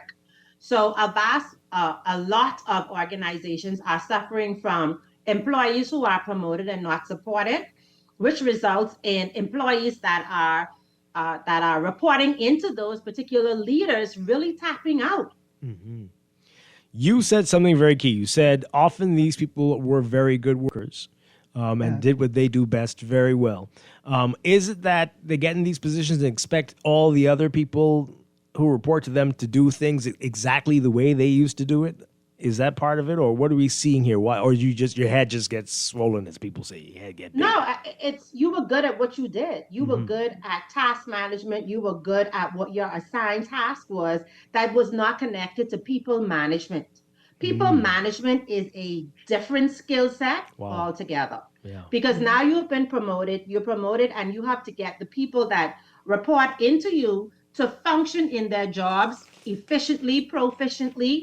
And so concentrating on that culture, concentrating on reward and recognition, concentrating on tapping into what makes that person drive and perform is a different skill set from being a good employee and perform one particular task versus getting everybody on your team to do what they're supposed to do, and being able to embrace conflict, mentorship, having those open conversations. What I find in a lot of cultures is the leader will get information and do nothing with it. Wow. That again causes employees to tap out. You have people who are in it all day, every day, have all the information that you need to make your operation better. You said Well, you said companies or countries? Companies and Yeah. countries, because some of our leaders need to be in this training as well. So go ahead, Laverne. Sorry. I just to Quest, I just want to say how timely this is and congratulate you on doing this. Last week, Thursday, I was missing. And the reason I was missing was because missing on air was because I did a supervisor, and it was from individual contributor to effective supervisor. Yeah. And everything that you were saying is so true in terms of one of the things we started was shifting your mindset, getting out of that mindset of I'm just an individual contributor. But you are finding that it's impacting the culture. And one of the things I wanted to point out too, is it impacting that person who was newly promoted to supervisor because they don't have the people management skill set. They themselves are frustrated. Right. Exactly. And struggling. Oh. And so this is so important what you're doing and making this available, because I know of someone who got a supervisory position and was contemplating going back to management and saying, I just want to go back to being a regular worker, because they didn't know I know how to work. Like you said, you know how to do your job. Right. But now I'm responsible for not only my performance, an entire team, and I don't know how to really do that. Yeah. Yeah. You know, So Laverne, hats that's off to so, you. and Dwight, that just really gives you some answers for your questions, because I mean, Laverne is in Freeport and she is doing training and having these same sorts of people who have been promoted but not necessarily trained to do the job. You know, yesterday I had a conversation with a client, and the client was saying to me, oh, you know, it's a full day session, and while that may be nice and they get some information, we would like something more consistent, you know, where it's maybe 2 hours or, you know, something shorter on a more consistent basis. And that's something I'm willing to do for any client as well. However, my recommendation is, if you have a supervisor that wants to get them into the training has a workbook, and that workbook is a resource that supervisor can now come back to your business, and you make it their responsibility to share and train other supervisors using the workbook, so that the learning gets transferred to other people in the environment. So you almost have like a train the trainer. By having somebody come into this training, you are walking away with a resource workbook that can give you almost a year of huddles, that can give you guided conversations that you can have with the team, step-by-step things that you need to do to lead.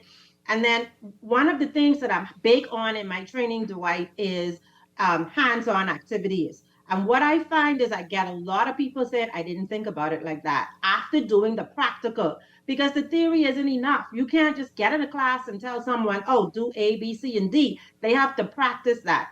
And so that mindset shift happens when you have the practical going on as well. So we do practical activities to help bring that learning to life. And they're doing it in an environment where they have the trainer, the certified trainer, that they can ask questions of, that they can come and say, hey, I read this into my organization. So they get the benefit of getting more information that's not included in the booklet or in the conversations, giving their own scenarios and getting help on how to handle those. All right, so I want to get more details about the workshop, but let me ask you this. Why don't you think more companies do this, like have training sessions for people promoted to supervisory positions? in my opinion, I believe because a lot of organizations only focus on production, which is getting the work done, because production is where they see the value in getting revenue. So they're focused more on what the task that people are supposed to do that is going to translate to them getting more revenue in the door. The connection that they're not making is when you develop your people, your production increases automatically. When you develop leaders that people buy into, that they want to support, they will go above and beyond to help the leader because they've bought into that leader, which means that they will high productivity and your bottom line increases. So I feel it's a little bit of short-sightedness. And also it's an investment in people. I know that there may be some reluctance because, oh, I'm going to invest this $250 in training and this person might leave me 3 months down the road. That's a possibility. However, if you get them in this training and they're able to help change the culture, if they're able to create a subculture in a negative culture, you will find that they will stay longer. And I'll give you an example of that. I remember working at an organization where I had a phenomenal leader and that leader left. That leader was replaced by someone that was the opposite of my phenomenal leader. And so I struggled every day to go to work. I had to coach myself, but I had the tools and resources to do so and to go into work every day. And going to work, I said to myself, now, you lead a team of people. So your job is to be the buffer. So you will have that leader who is trained, who is tapped in, who can now be a buffer for their employees and create a subculture, which means that they will make their department the creme de la organization by incorporating these concepts, and the employees who are happy to work for them will stay, and they will balance it by saying, okay, well, I know the overall picture is this, but child, in my department, this is what we have. Wow. So, it could be a little short-sightedness in the investment in people. And even if someone comes and they leave 3 months, they would have been able to impact your organization for the 3 months in some way different than they were doing before. Make them sign a contract. You can't leave for another year if I put you through this work. No, don't do that. But all right, so tell people about this. This is March 25th. That's next week, Wednesday. Next week, Wednesday. Is it too late? You still have space for folks to sign up? I do. I have like 3 spots that to get me to my target number. I am a trainer that I prefer working with a maximum of 15 people in a training like this, because I want to be able to ask questions. We can have time to really go into the practical activities without feeling rushed. And so a small cohort, but at the same time very impactful. The cost of this full day session 9 to 4 is $249. That includes tea break, and it also includes their lunch, as well as the facilitation of the course and the course workbook, all of the activities that are included as well. What we're covering, Dwight, is they're going to do a leadership assessment. You're going to, at the beginning of this, you're going to assess yourself to see where you think you are. And at the end of it, you're going to do another assessment to say, okay, here's where I thought I was, but this is where I actually am. We're going to define leadership very clearly so that they know how to align their behavior with their organizational expectation, okay? We're going to talk about self-leadership, because a lot of times leaders like to look at other people and say, hey, you're not doing this and you're not doing that. But it's important for us as leaders to look at ourselves and see how we are showing up, how we are leading ourselves, and what our emotional regulation is, because that emotional intelligence is important. Absolutely. We're going to look at essential leadership skills: delegating, coaching, feedback, strategic thinking. We're going to be looking at how to engage your team, leader, developing leaders instead of just yes sir and yes ma'am people. You want to cultivate people that can actually take your job. A lot of leaders are scared of that, but no one can take your job. You have to give it up. But if you have people that can do almost everything that you can do, that frees you up to get to the next level. All right. Yeah, so powerful. We're going to look at navigation, how to get your goal, break it into a blueprint, and then execute that blueprint. And finally, we're going to be talking about communication without barriers, without ego, without arrogance. There are things that cause people to shut down instead of communicating. We're going to be exploring them, and then conflict resolution. Okay, powerful stuff. So how do people sign up? What do they have to do to get those 3 spots remaining? Email request@dean.com. And then we will send you, or once you send in your employee names that you want registered, we can send you the invoice and you lock in your spot. Okay. Excellent. And as we close, Dwight, I just want to make this commitment that the participants that come in sessions typically go back to their organizations. They're able to increase team engagement, to be stronger at accountability. They're able to reduce communication issues and deal with conflict better. They're clearer of what their roles are and what it really takes to be a good supervisor or leader. This person's insisting I read this text exactly the way they write it. They say, can they, as a worker, register their roach supervisor for this? Well, that supervisor will want to come, will need to want to come. But, this training is open to anyone that wants to learn and grow. Okay. Duquesne, thank you very much. Thank you very much. Thank you, Dwight. Thank you, Laverne. Yeah. Are you likely to do this? You're likely to do this again? This is, yeah? Well, I am in a transition right now, Dwight, because the cancer group really is becoming all-consuming, and it's almost becoming impossible for me to run dual and triple tracks in my professional life. So I am at a crossroads where I will very soon be having to make the determination of exactly where I'm going to put my focus. So I can't give a guarantee at the moment that there will be future trainings because my pace is unsustainable. Okay. So right now I can know that we have one next week. I don't know that I will put on another one in the future. Oh, wow. So this is everybody's got to get on this one. Whoever should get in. Hopefully you'll still be a part of Morning Blend. No matter how busy you get. Okay, wonderful stuff. Shameless plug. Of course. Always. Thank you, Duquesne. Have a great weekend. You. I'll talk with you. Have a great day, Duquesne. Talk with you next week. Bye. All right, as we come back, our HR series, more on workplace issues, especially with the silly season upon us. We're going to get into that coming up in just a bit. This is Morning Blend on Guardian Radio 96.9. Stay with us.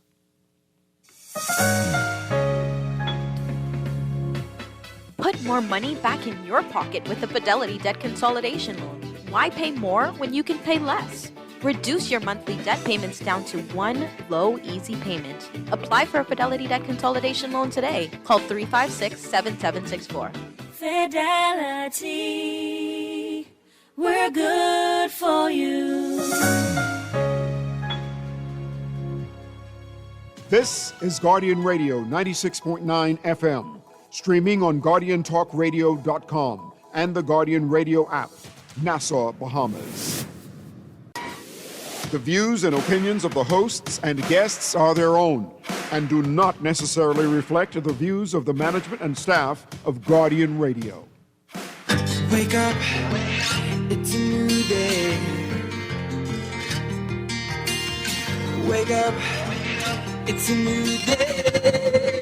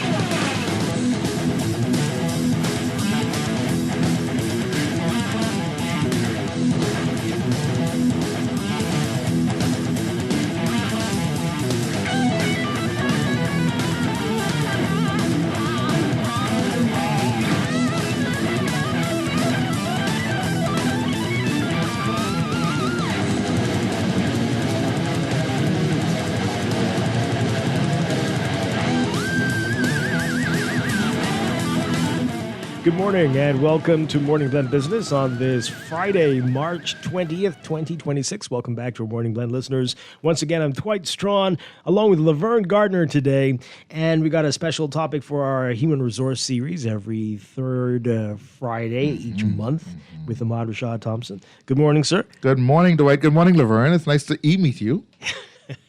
You're right. Good morning, Bahamas. Is Laverne there? Yes? Muted? We'll get Laverne's mic sorted up. Indeed. All right, so the topic today, timely, very timely. Silly season. Laverne's going to tell us why she doesn't like the term. I agree with Laverne. Yeah, you don't I like do, the term? I do. I don't like it. Yeah. But I mean, That's the what people season, call it. That's the term that's been endeared for a long time. Yeah. I'm sorry, guys. There I'm you so, go. my apologies. No problem. Hi, Laverne. Good morning. Hi. All right, so silly season and how it impacts the workplace. Wow. All right. Well, for Do those we who aren't have familiar, to call it silly season? what's your issue with it? Technology. Yes, there are things that happen maybe during this season that are a little bit more heightened, but I don't think that we should label it as silly. Okay. I just have an issue with that. And if you really think about it, the things that maybe happen from a political standpoint, a campaign standpoint, if you look at it, these things are only more heightened because maybe, and I'm saying maybe election is coming because, of course, we don't know the day nor the hour. But Is this the rapture? it's a little bit more heightened than at that point. But these are things that are ongoing. These are things that are happening all of the time. Ahmad, why don't you like Yeah, the so term? I agree with Laverne in terms of the term not being one that I enjoy saying or enjoy hearing because words matter, Dwight, right? And when you tell people how to act, they act that way. If you keep saying it's silly season, they get sillier and sillier each time, right? I do believe that the Bahamian people are an expressive people. And there are people who are on either end of the spectrum. Some of us are the least bit bothered. Have your election, I can vote if I want to or not, and call it a day. And others who are going to wear red or yellow or black for the next 100 days because, brother, I ride with my team. That's their ability, that's their right to express themselves. But I think we have to reframe the language. Right. As you get passionate about your right to vote, ma'am or sir, exercise that passion, but do so in a way that's going to elevate our conversations, elevate our country, hold people more accountable. And I think when you see people who are excited and passionate, embrace that, don't judge that, but also create framework or parameters in which I can express. Yeah, wow. And that's where I think we will lead into our conversation this morning regarding what to do when it gets a little bit too expressive at work, what to do when family members are fighting being town, what to do when your leader knows who you affiliate with politically and they start to do you dead funny, whether you work in government or in private sector, and now you don't know what to do. How do you taper that expressive line employee who continues to run amok in your staff briefings and make everything about the government and la la la la? How do you deal with these issues that will persist until the bell is rung? And then they die down for a couple of years, and then all of a sudden, bam, wave of expression again. But I think we have to change the narrative. Because if we don't, people live up to the silly. And then all of a sudden, look at these people carrying on so bad because you told them to be silly. My goodness. You've awakened the silliness, if you will. All right, We so have to that's stop that. a lot there to get to. This is a perfect conversation. Yeah, we might need a part two. Might need a part two. I agree. Yeah. All right, so you said something very interesting, Ahmad. So, I mean, it seems unusual to me. Ever since I first entered the workforce, Sure. like, how come so many people know who these It's who. people support? Yeah. Why is that? And why are people so vocal about it? And people don't, you might not even be vocal, but people seem to know. Yeah. What's that about? And how detrimental is that in the workforce? Okay, so I think it's twofold. One is that there is a sense of pride. It's just like John Canoe. It's similar, right? There's a sense of pride with when people can identify within an organization, a sense of belief, a sense of belonging. And when you've been, especially in our nation where it's been indoctrinated to be tribal with so many things, right? Your Grammy them, your auntie them, your great grandpa work for the so-and-so, you got to be a so-and-so too. And so there's this sense of pride ingrained in us, and we want to express that pride, right? That's the first thing. The second thing is that people that's just what it is. People just go around telling everybody who they are and what they're doing, what they don't do, and who they standing for, and what this is. And when those things are allowed to persist, they become more than practice, they become policy. Right? Wow. And so now, when for the last 5 elections, Ms. Johnson and Mr. Thompson could have come together, whether they were on the same aisle or not, and they could have their car. I mean, 50,000 flag. They exchange the color of their desk. The stapler come out yellow, the stapler come out red, the coffee mug come out red, all the stuff come out red, their t-shirt underneath their work clothes, because they've been allowed to.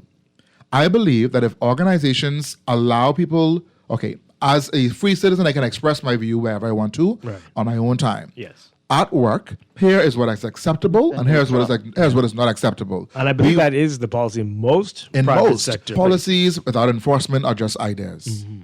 That's just fancy words on your website or on your old, outdated, dusty employee handbook. Right. But if you don't get right now, it's almost too late to have the meeting. You should have been having from last year. Listen to me, ladies and gentlemen.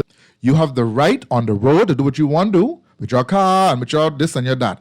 When you are here, there is no this, or this. Or if there is this, or this, here are the parameters by which or in which you can operate said this, or this. Don't even bring that car in the Don't parking bring lot. that. No, you have to get to work. So come to work. Okay. Right? Now, I can't tell you what to do with your car and what to put on your car. That's your private property. That's wonderful. But what you can't do in the building, in the organization, in the truck, on the field is A, B, or C. And the reason for that is we're not trying to sanction you or quiet you. We're trying to keep this private organization civil. We're trying to keep the civility alive in the organization where we don't have to be engaged with political discourse all hours of the day. You can do that on your social media. You can do that at your private home dinners. You can do that at the barbershop. Come on the White Show and talk about it on the radio. Get your voice heard. But you can't do it in the lunchroom, on the line to the bathroom. Come on, man, we ain't doing that. But if you don't set the expectation for your colleagues or your team members, they will do what they want to do. Right? I say all the time. Go ahead, Mom. Could it be true that perhaps sometimes that's not set in the organization because management themselves they're the perpetrators. Kind of behavior. They are the perpetrators. Right. And when you have leadership, the fish rocks from the head. Come on, you're talking sense, right? Lauren. You're talking sense. Yeah. When you have leaders, because we started by saying that, when you have the leaders that set the expectation or not, and set expectation doesn't necessarily mean the right expectation. Right. You could set the momentum. You could set the precedent that it's okay to do this here because I do this here. And if any of y'all so-and-so come on me with my so-and-so self, you're going to know you have hell to pay on the shift tonight. What? Is this your petty shop? Do you own this place? Clock out. You can exercise your right to express your opinion about a particular political party, to support that political party, to support a particular member of parliament or a potential candidate for a constituency. But what you shouldn't be able to do is lambaste, take hostage of an organization by way of your thoughts or feelings about a particular matter. Okay? If I were in corporate Bahamas today and I was in a politically charged workforce, what I would do is have mock debates.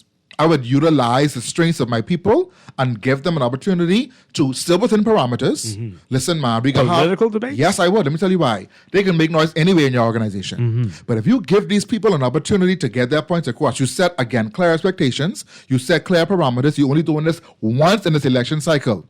You get to talk, you can this, you can that, you can the next. You can this, you can this, you got to sign up to be on the debate team, you got to make your parties, with so and so. Give them an opportunity to express themselves versus cause confusion in your organization. You set clear parameters for it. You make it almost like, and then you also get to see the strength of your team because watch that woman who will never talk in no meeting. All right. Watch that gentleman who's never going to work on time. Watch them come alive, Dwight, either to participate or to spectate. Yeah. And once you see the camaraderie that's going to be built, there will be some little thing because Mary and Susan couldn't never see eye to eye anyway. And now you want to talk about debate? But I think if you think of creative ways to engage your workforce, that's engagement. Okay, so private sector or public sector? Because I can see that being a challenge in public sector. This is private sector. Because public sector, y'all is off. Right. Not all of you. You say something in the debate, and next thing you know, and you're victimized. Everybody fired in their job. You'll never get exactly. You transfer into one island down there, Auckland somewhere, keeping goat. That ain't make no sense. You got for Lord's sake. That's right. So only private sector. Yeah. Okay, so you all said something. Often it's the manager, and maybe not so much private sector, leadership in the public sector, a lot of these people are political appointees.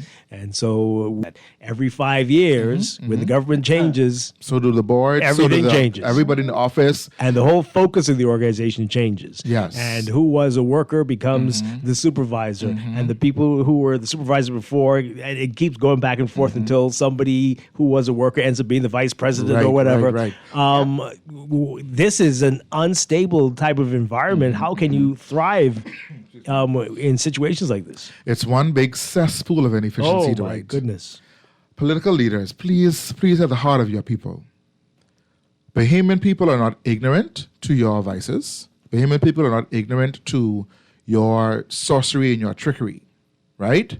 But they would respect a leader who comes into who comes into administration, who comes into the point of leadership at government level, national level, and facilitates or evaluates a productivity on a particular board in a particular constituency in a particular government agency. And they say, wait a minute, you're making good progress?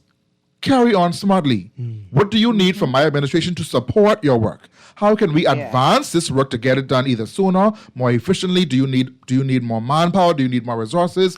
Where have you found roadblocks before, and how can we remove them for you? Versus, all right, all of y'all gangsters, y'all been here for 4 years. It's time for you to pack up your judgy bundle and go, because my crew coming in now for the next 4 years to do nothing, or to stop what's been started. So there's no real momentum. There's no real actual finishing of work. So every 4.5 years, work begins and then work stops. Work begins and then work stops. So no organization is getting further ahead. No advancement in national development. Over and over again, calling it some kind of progress. It's not progress. Yeah. Now, if you... Well, you know that sounds all well and good, but the sponsors and the donors are going to say, my son needs to be on a board. Send your son? Listen to me, man. Okay. Now, let me calm my voice. Let's get excited just now. I'm sorry, mom or sir, with your son. Okay, Dwight. I feel like you, Mr. So-and-so, or you, Mrs. So-and-so, you know you have that son who ain't doing right, who need to work but didn't want to go to work. Why would you want to disrupt a process in a well-efficient, well-functioning organization because your son needs to find work? Put him on the road to go sell paper or something.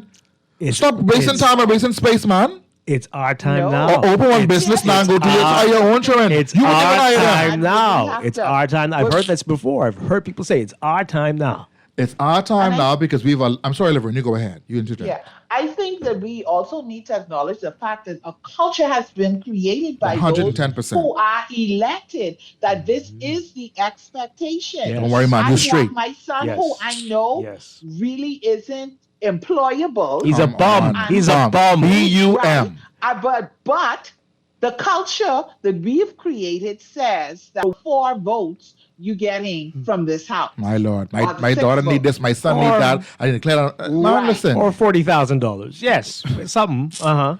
Listen, I feel like, okay, if I'm Mr. Davis, this is Mr. Philip Edward Brave Davis I'm talking to now. If I'm Mr. Davis, I want to establish a legacy of change in our nation.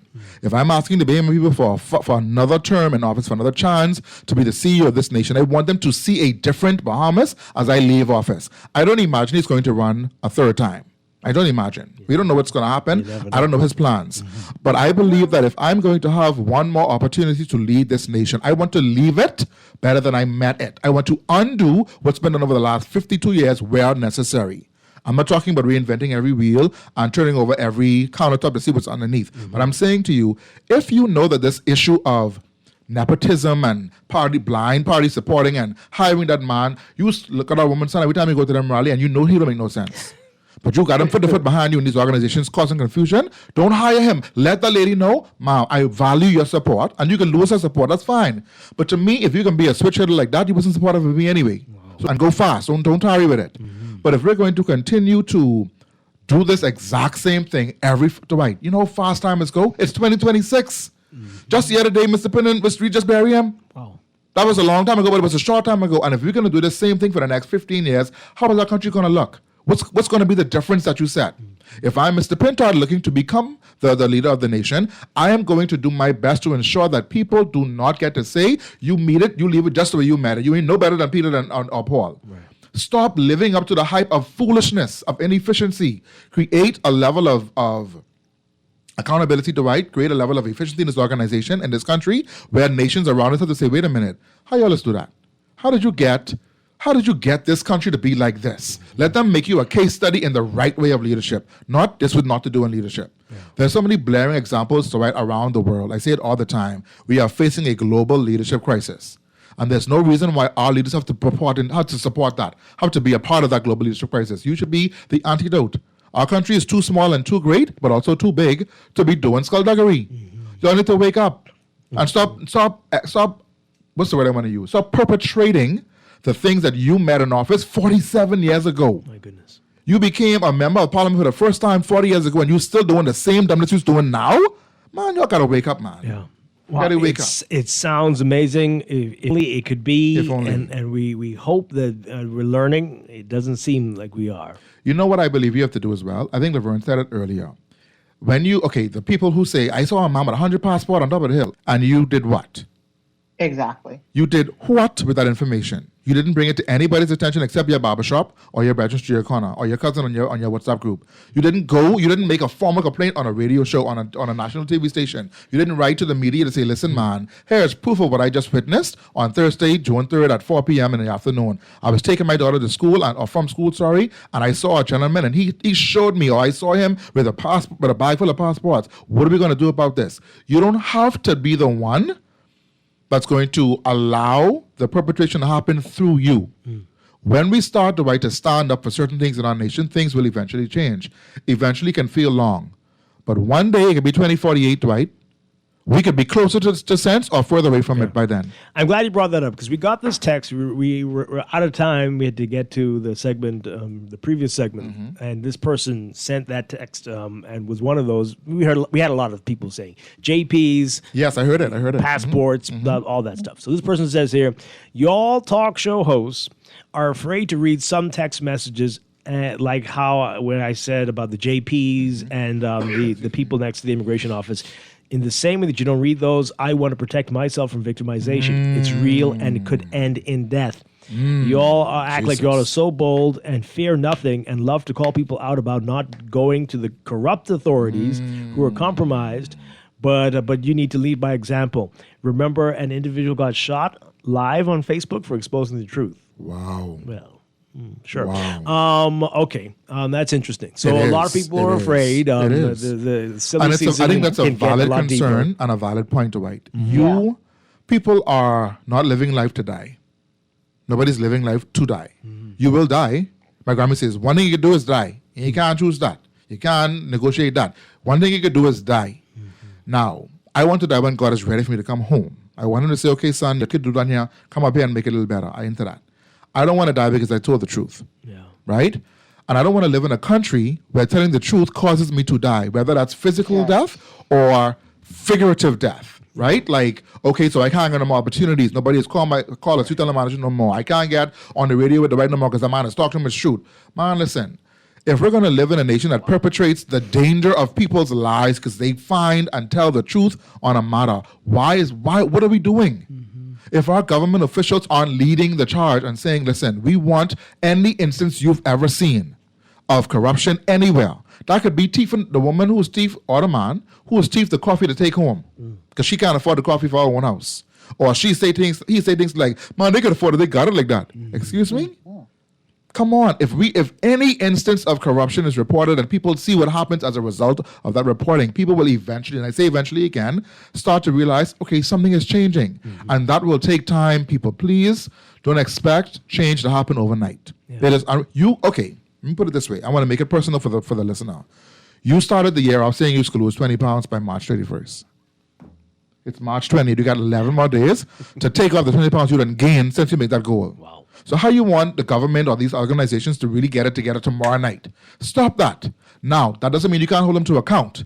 But if I'm the government, if I'm a government official or a member of parliament or a constituency representative, I am actively demonstrating what changes I've made in that organization or that constituency all the time. I say to my colleagues in HR Dwight all the time, listen, HR knows what they're doing, but they don't show what they did. So you know the struggle you're going through every week. You know the inroads you've made to improve employee morale and to make employee situations better and to improve performance in the workplace. But nobody can remember what you did. So I'm not saying to you become a braggadocious person or to become conceited, but remind these people what you did for them. Now, don't take that and go do fool with that. What I'm saying to you is, hi team, remember there was a concern about the water pressure in the bathroom? Have you seen I'm talking about water falling there right now. When last you been in there, wash your hand. I remember you all said you prefer, I use this example every single episode, right? Every single time we meet. Did you see that you asked for the Clorox? But we had BCAT Clorox by the Dre load up there now. Here's the process to get your Clorox wipes. You have to sign one out, sign one in, whatever the case may be.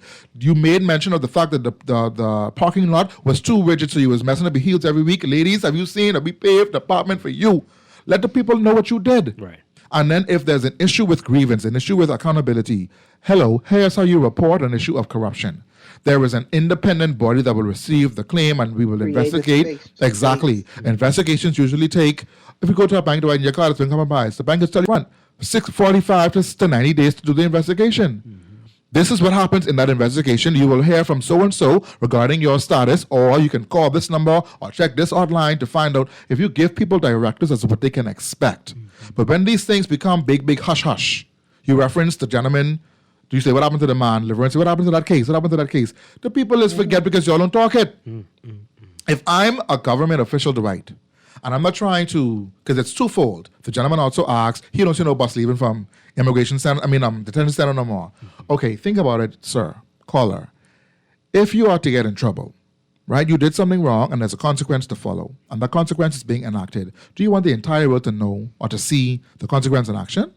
Apparently some people do. I think that's a bit inhumane. That doesn't mean that the consequence can't be enacted or taken place, but nobody wants to be walked down the hall of shame to say, ha, ha, ha, see him there? No. I think the matter, we can state something on the matter. Listen, issue A took place, John Brown process to do so. Don't need to be on public radio on TV, but you can say, when you do A, B happens next. And the persons who did A this year, there were 47 of them, they have all received their B, case closed. Yeah. Wow. We are talking with Ahmad Rashad Thompson. It's our HR series. This texter says, hey, for that previous texter who was afraid, that's why there's Crime Stoppers. If you see anything, call Crime Stoppers Anonymous. Indeed. And I think too, we have to get to the point, right, of, to the point, to call this credit who said they want to see the bus leaving. Okay. I think people have to see something to first believe something, right? Jesus proved that to us. Jesus came back to earth after he died. And Judas said, but y'all skylarking, because I put that boy in the grave myself. Jesus came back and said, no, he ain't gonna believe me. Let me show him something. He showed him the wounds. Put your finger here, put your hand inside there, and then you can believe. After he saw, he then believed. So people will believe what they see, Dwight. And so if they see nothing, they believe nothing is taking place. If they see something, okay, change happening. Let me continue to believe in this government or these officials who are saying something and then doing something. Yeah. Wow. All right. So if you have questions, comments, give us a call. 323-6232. 325-4316. 325-4259. Call us toll free, 242-300-5720. Tweet us, Facebook us, text us, 422-4796. This person says, hey, if you all don't like the term silly season, come up with something better. Do you have something better? Let's call it the season of growth. The season of growth, the season of expression, the season of free thought. That's opposite day. Opposite day. Yeah, so no, that won't work. Like you're part of the problem. Yeah, man, he's perpetrating it, Laverne. I agree. How about we just say it's a political season? Yes, call it what it is. Political season is afoot. What it is. Indeed. But Ahmad, what I wanted to ask you also is, what about those, going back to what we were initially you were talking about, what about those employees who don't necessarily want to share their political stance? However, because they choose not to engage, they are labeled and then treated accordingly. Yes, ma'am. Yes, ma'am. It's just like anything else, y'all. You have an organization where you have a happy hour on Friday evening and Mary and John don't want to come. Let them go where they live. It's no issue. You don't see. It's just as bad to riddle the place with political satire and political conversations and all these things as it is to tell the person who's not engaging in that, use some kind of issue or whatever. People have the right to express or not express. Again, in absence of policy, when people aren't clear on what's supposed to happen, Dwight, I said to you off air, people will then do what they want to do or what they used to do. That's it. There's not going to be any, people won't use ingenuity and think things through. So in the absence, leaders of clarity, when there is unclarity on what to do, people do what they used to do or what they want to do. And 9 times out of 10, none of them is what you're looking for. Yeah. So to your question, Laverne, I think we have to set clear expectations across the organization. As we enter political season, you have the right to express yourself any way you wish to outside of this organization. In the organization, here's what is tolerable, here's what is not. Here's what allowed, here's what is not. Should you do what is not allowed, consequence A will be immediately enacted. Now, you can confuse that with me trying to sanction you or keep you quiet. No, ma'am, this is not the road. This is not your backyard, this is not the barbershop. This is a private organization where people are paid to do a job, not to have an opinion on political issues. Okay? Now, I have my lunch break, I can do what I want to do. Yes, you may. Yes, you may. But derogatory conversation slandering women or slandering people of different orientations, slandering people of different nationalities. Why would you entertain slander when it comes to political opposition? That's not sensible. That's not professional at work. This is a professional environment, and so if the conversation risks you becoming or sounding or appearing to be unprofessional, don't talk about it. Wow. It's as simple as that. So we said it earlier that, well, at least since 2007, we've seen it. Every 5 years, there are changes. Yeah. And policy changes and direction changes. Sure. And people have heard it before. Well, this ain't gonna be forever. It's only gonna be 3 more years of this, right? And what does that do to the mentality of the people working in those environments? Okay. Let me start with answering the mentality question and then bringing this back to the forefront. Let's look at it from an organizational perspective, Dwight. Any time an organization changes leadership, the vision changes. That's just the way it is. That's just natural. So I think it's unreasonable for us to sit here and say, oh, the government shouldn't come in and change and do. Man, listen, that's what they run on. They run on making changes. Any government is making a change, a promise to a people that says we're going to change A or change B. So it's unreasonable to think that they will not make changes. Now, what we're saying is what is motivating those changes? Where's the motivation coming from to make those changes? Are you making the changes blindly just to support to reward your supporters? Are you making changes just to look good, to feel good with your base or your supporters? Or are you saying, no, there are fundamental issues here that need to be addressed and or resolved, right? But the mentality, to answer your initial question, I think it makes people feel threatened. It makes people feel uncertain. It makes people feel unstable because they know or feel like they know because of what happened in the past, that Lord of mercy, this things won't happen, I better get myself together because Charlie ain't going to be long now. It ain't going to be too long before they tell me, go where I live or do what I want to do. Wow. But I also believe I can prove a level of efficiency and productivity in your role. It is a lot harder for persons to unjustifiably remove you and place you there, right? Or move you from here and put you there, or put that people in who have have no kind of track record in their life. It also strengthens your case to make a real claim. Listen, man, while I was in said position or in said office, here is the progress that has been made that was not made before or has not been made since. If you wish to move me, you have that right. That's your organization, that's your government. But I'm certain that you will risk losing the progress that has been made. And I can prove what's been done, right? That's why you have to have real accountability. You have to slide into that. My Grammy was one of you all too. Man, end that. But we can only end it when we're ready to end that, right? Because the same people who make a noise about it happening to them can't wait for it to happen to them again. So you only waiting 5 more years to get your turn back and say, see there, my boss back. Like, man, look, man, what we can do? We have to get better than this, y'all. We have to do better. Political leaders, please go into these organizations, go into these boards, go into these circumstances and evaluate. And you don't have to do that. If you have to do that, you're not a real leader. That's why you have people in place. Let these people do their jobs. And if somebody's not doing their job, what you do? You either have them improve their performance or you let them go. Wow. That's it. As long as someone isn't going to obstruct the progress in this organization, on this board, or on this process, please allow them to continue the great work they've started. If you wish to tweak, to amend, to find clarity, to understand more about the work they've been doing, do that. I encourage you to do that. Wow. But don't just stop the process because you reach. Who you is? In 4 more years, so you can be gone again. So what you could do? This is a very interesting text. Huh. Okay. In the Bahamas, some people react angrily when you say, I have done something. They feel like it should be all about team effort instead of what you have done alone. They want you to say, we did, even when it was solely your efforts.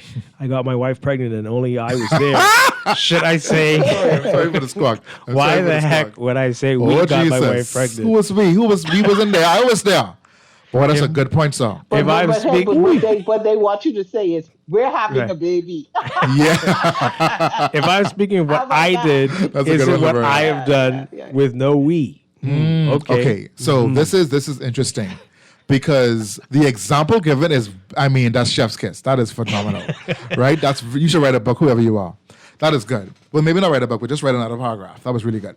But I think, though, in the way of leadership, right? Okay, I don't expect Prime Minister Davis or Mr. Pintard to say, I.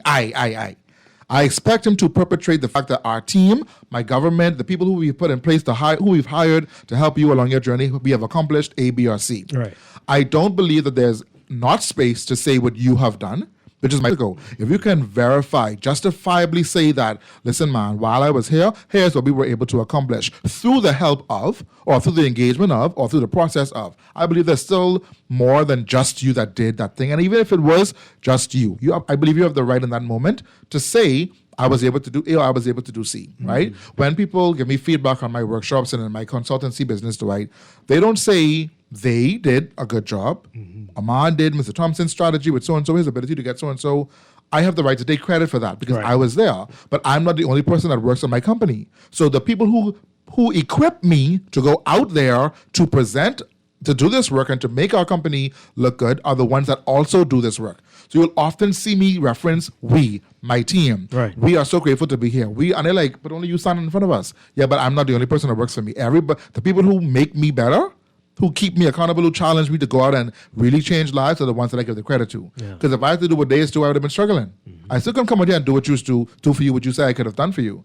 So I believe that he has a valid point, but you don't want to develop the habit of being a selfish leader, of someone that takes all the credit. In leadership, really you take all the blame and none of the credit. When it's going wrong, it's your fault. When it's going right, thank your team. And if you do it the other way around, all hell to pay. So to avoid, I know you don't like it, the silly season madness, is it just best to keep your mouth shut? Don't be seen. Don't be photographed at rallies. Don't be wearing red on the wrong day. Don't be wearing gold on the wrong day. Excuse me. If you want to go to the rally, if you want to go to the campaign launch, if you want to go to support your opening of your constituency office, go there.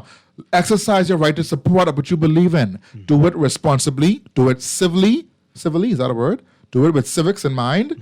Do it civility, whatever it is, right? With civility, I civility. guess. Do it with civility. Do it with humanity. Become degraded by your choice to support. Wow. Right?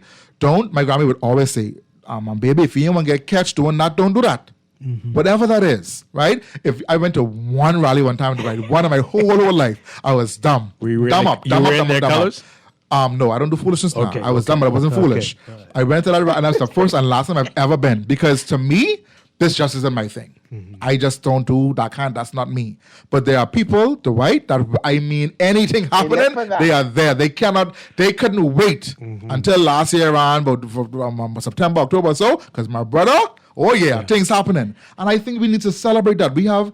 You said it earlier, Dwight, living in this country, being able to freely express your opinion, being able to freely express your thoughts, being able to walk around in a choice of your color, a shirt of your color, or the color of your choice is an absolute privilege and honor and a blessing. There are people right now somebody just died, Dwight, because they thought it was wise to say who they support, who they don't support. Just reference the name of God. They are dead. And you could walk around here in this country as much as you want to and scream FNMP or PCOI or independent and nobody do nothing except maybe look at you funny, close your eyelash a little bit. But you could walk around here and live your life freely without any fear of trepidation or fear of literally losing your life. Ladies and gentlemen, do not make this country one where people have to keep their mouth closed. Wow. If you go back to the workplace mindset, right, when employees stop talking, it is too late. When employees close their mouth, it is too late. We want an active, we want a vocal, we want a thinking populace. When people stop thinking, people can start doing what they want to do. And we can't afford to go into our future with people who are prepared to do what they want to do. We have to hold these leaders to an account, and that means we have to be able to be heard, hearing from our citizens, our constituents in these communities. Tell your constituent runners, your constituent leaders, what the challenges are you facing in your community. When we get to the point where we can't talk no more, we're in trouble. Wow.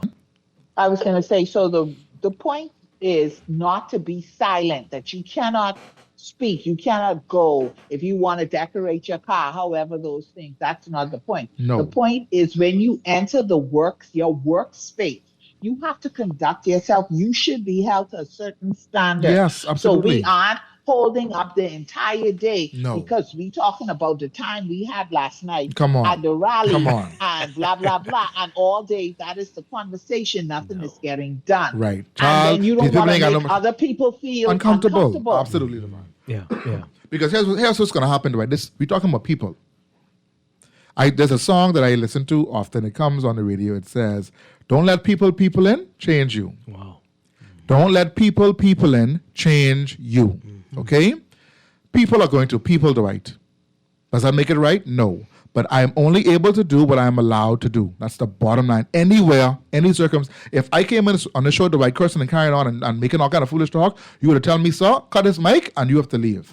If you didn't, I would have come back tomorrow and do it again and get better at it. Yeah. Okay? If you don't set a standard, if you don't set an expectation, I will do what I used to do or what I want to do.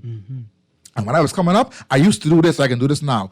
Or I'm going to do that, I'm going to do this, I can do that instead. If you don't set the clear parameter, if you don't set the clear expectation, people will do what they used to or what they want to.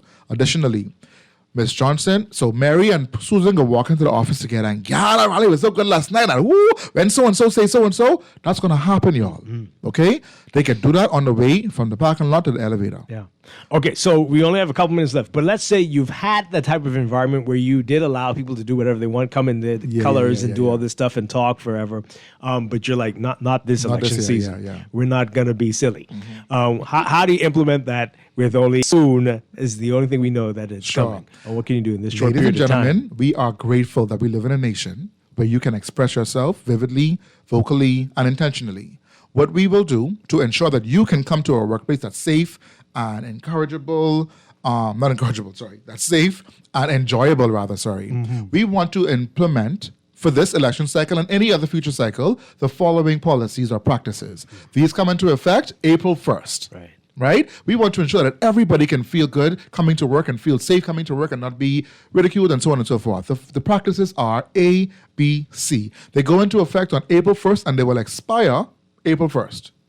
The next year. Right. Because when the people win, they can carry on a little better again. So it ain't stopping them. You can't tell me what to do. No. And White people in we're now. not stopping once the election is done. We're going to carry this practice into our next fiscal year, so on and so forth. Like any other policy would roll out, do it the same way. Give people advance notice, give them chance to ask questions around it, to seek clarity about it, and you have meetings to discuss it. You have meetings to make sure people know why we're doing it, when it's going to take place, who it affects. Does it include every employee member? Does it include every team member? Does it include my leader as well, who's big time so-and-so? Yes, it does. And here's what to do. Is it okay in those, is it okay in those meetings to own the past behavior?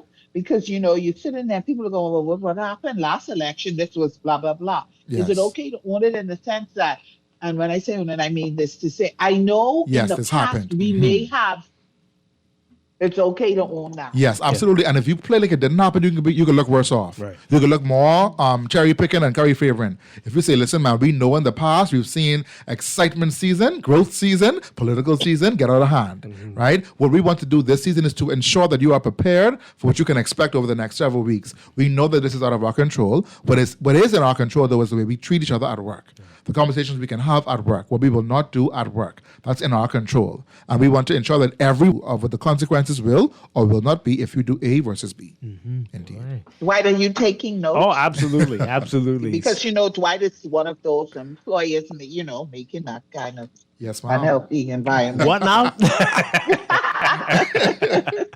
I don't know what you're talking about. But anyway, a great discussion on, what are we calling it? Election season. Election season, political season. Yeah. Political Trying season. to make it political season, making it less silly and making sure it doesn't impact the workplace. And the first way to do that is to stop calling it that. You see, Dwight? There you go. Elevating the conversation. Right. That sounds good. Ahmad Rashad Thompson, always a pleasure. Thank you so much, my brother. I need to say something to him. My father will celebrate his 64th birthday tomorrow. Excellent. Daddy is a good man. Hold your head, keep going, brother. I love you very deeply. You are one of my favorite people. Thank you for setting an example for me, sir. God bless you. I believe to see at least 64 more years. Absolutely. In your right mind, with your sweet baby Regencio, on some island somewhere, on some country somewhere, doing something new and letting God use you. Continue to be the light in the world, so we need you. Rashay Barton will be, I forget how old she could be tomorrow. Her birthday is tomorrow as well. Happy birthday to anybody who I know who I forget to say. I love all of y'all. Bless you and take care. Wow. Okay. Thank you so much, Dwight. Nice to meet you, Laverne. Great conversation. Great meeting you. Yes, ma'am. And before we go, just a reminder of Women Walk, which is taking place on March 21st. That's tomorrow. Yep. And hey, so that's at 7:30 a.m. at Clifford Park East. And spring officially gets started in a few minutes, 10:46 this morning. Wow. So hey, the is flying by. Seasons change, ladies and gentlemen. Yeah, Embrace absolutely. them. Embrace them.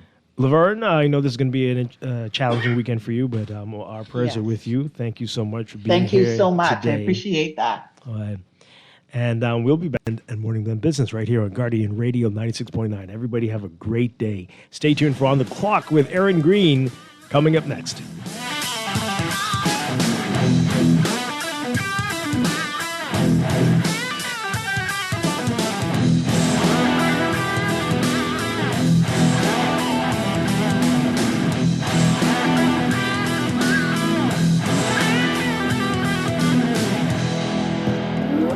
Aunt Angie, how does it feel to have broken the bull riding world record? Sore, Sean. That bull was angry. Angie, I think that bull is headed towards your red convertible. I broke the world record and he broke my car. Oh well, at least I've got CG Comprehensive Motor to cover this. Get covered for collision, damage, and more. CG Atlantic Agents and Brokers. Good like that. All benefits are subject to policy provisions, including eligibility at the time of service. At CFAL, we understand that a secure future is the greatest gift you can give your employees. That's why our tailor-made group pension solutions are designed to fit the needs of both large and small companies. With CFAL, you can provide the retirement you and your employees deserve, ensuring peace of mind and financial stability for years to come. Join the many businesses that have already entrusted CFAL to create the right pension plan for their employees, and let us help you build a brighter future for your team. Visit us at cfal.com to get started on building wealth so you can live well. CFAL, growing wealth for future generations. Southwest Plaza has so many stores, I've been trying to find a sensible way to list them all. There's CBS Bahamas, the Ashai Institute, BENC Snack World, Bamboo Shack Bahamas, there, the Athlete's Foot and BTC, Games and More, John Bullpine Threads, Alive, Bahari, Dairy Queen, 700 Wines and Spirits, Sandy's Clocks and Island Lock, Starbucks and Lowe's Pharmacy, plus Marco's Pizza and Lorraine. Southwest Plaza, what a wider plaza. Stop by today and explore. This is Guardian Radio 96.9 FM, streaming on GuardianTalkRadio.com and the Guardian Radio app, Nassau, Bahamas.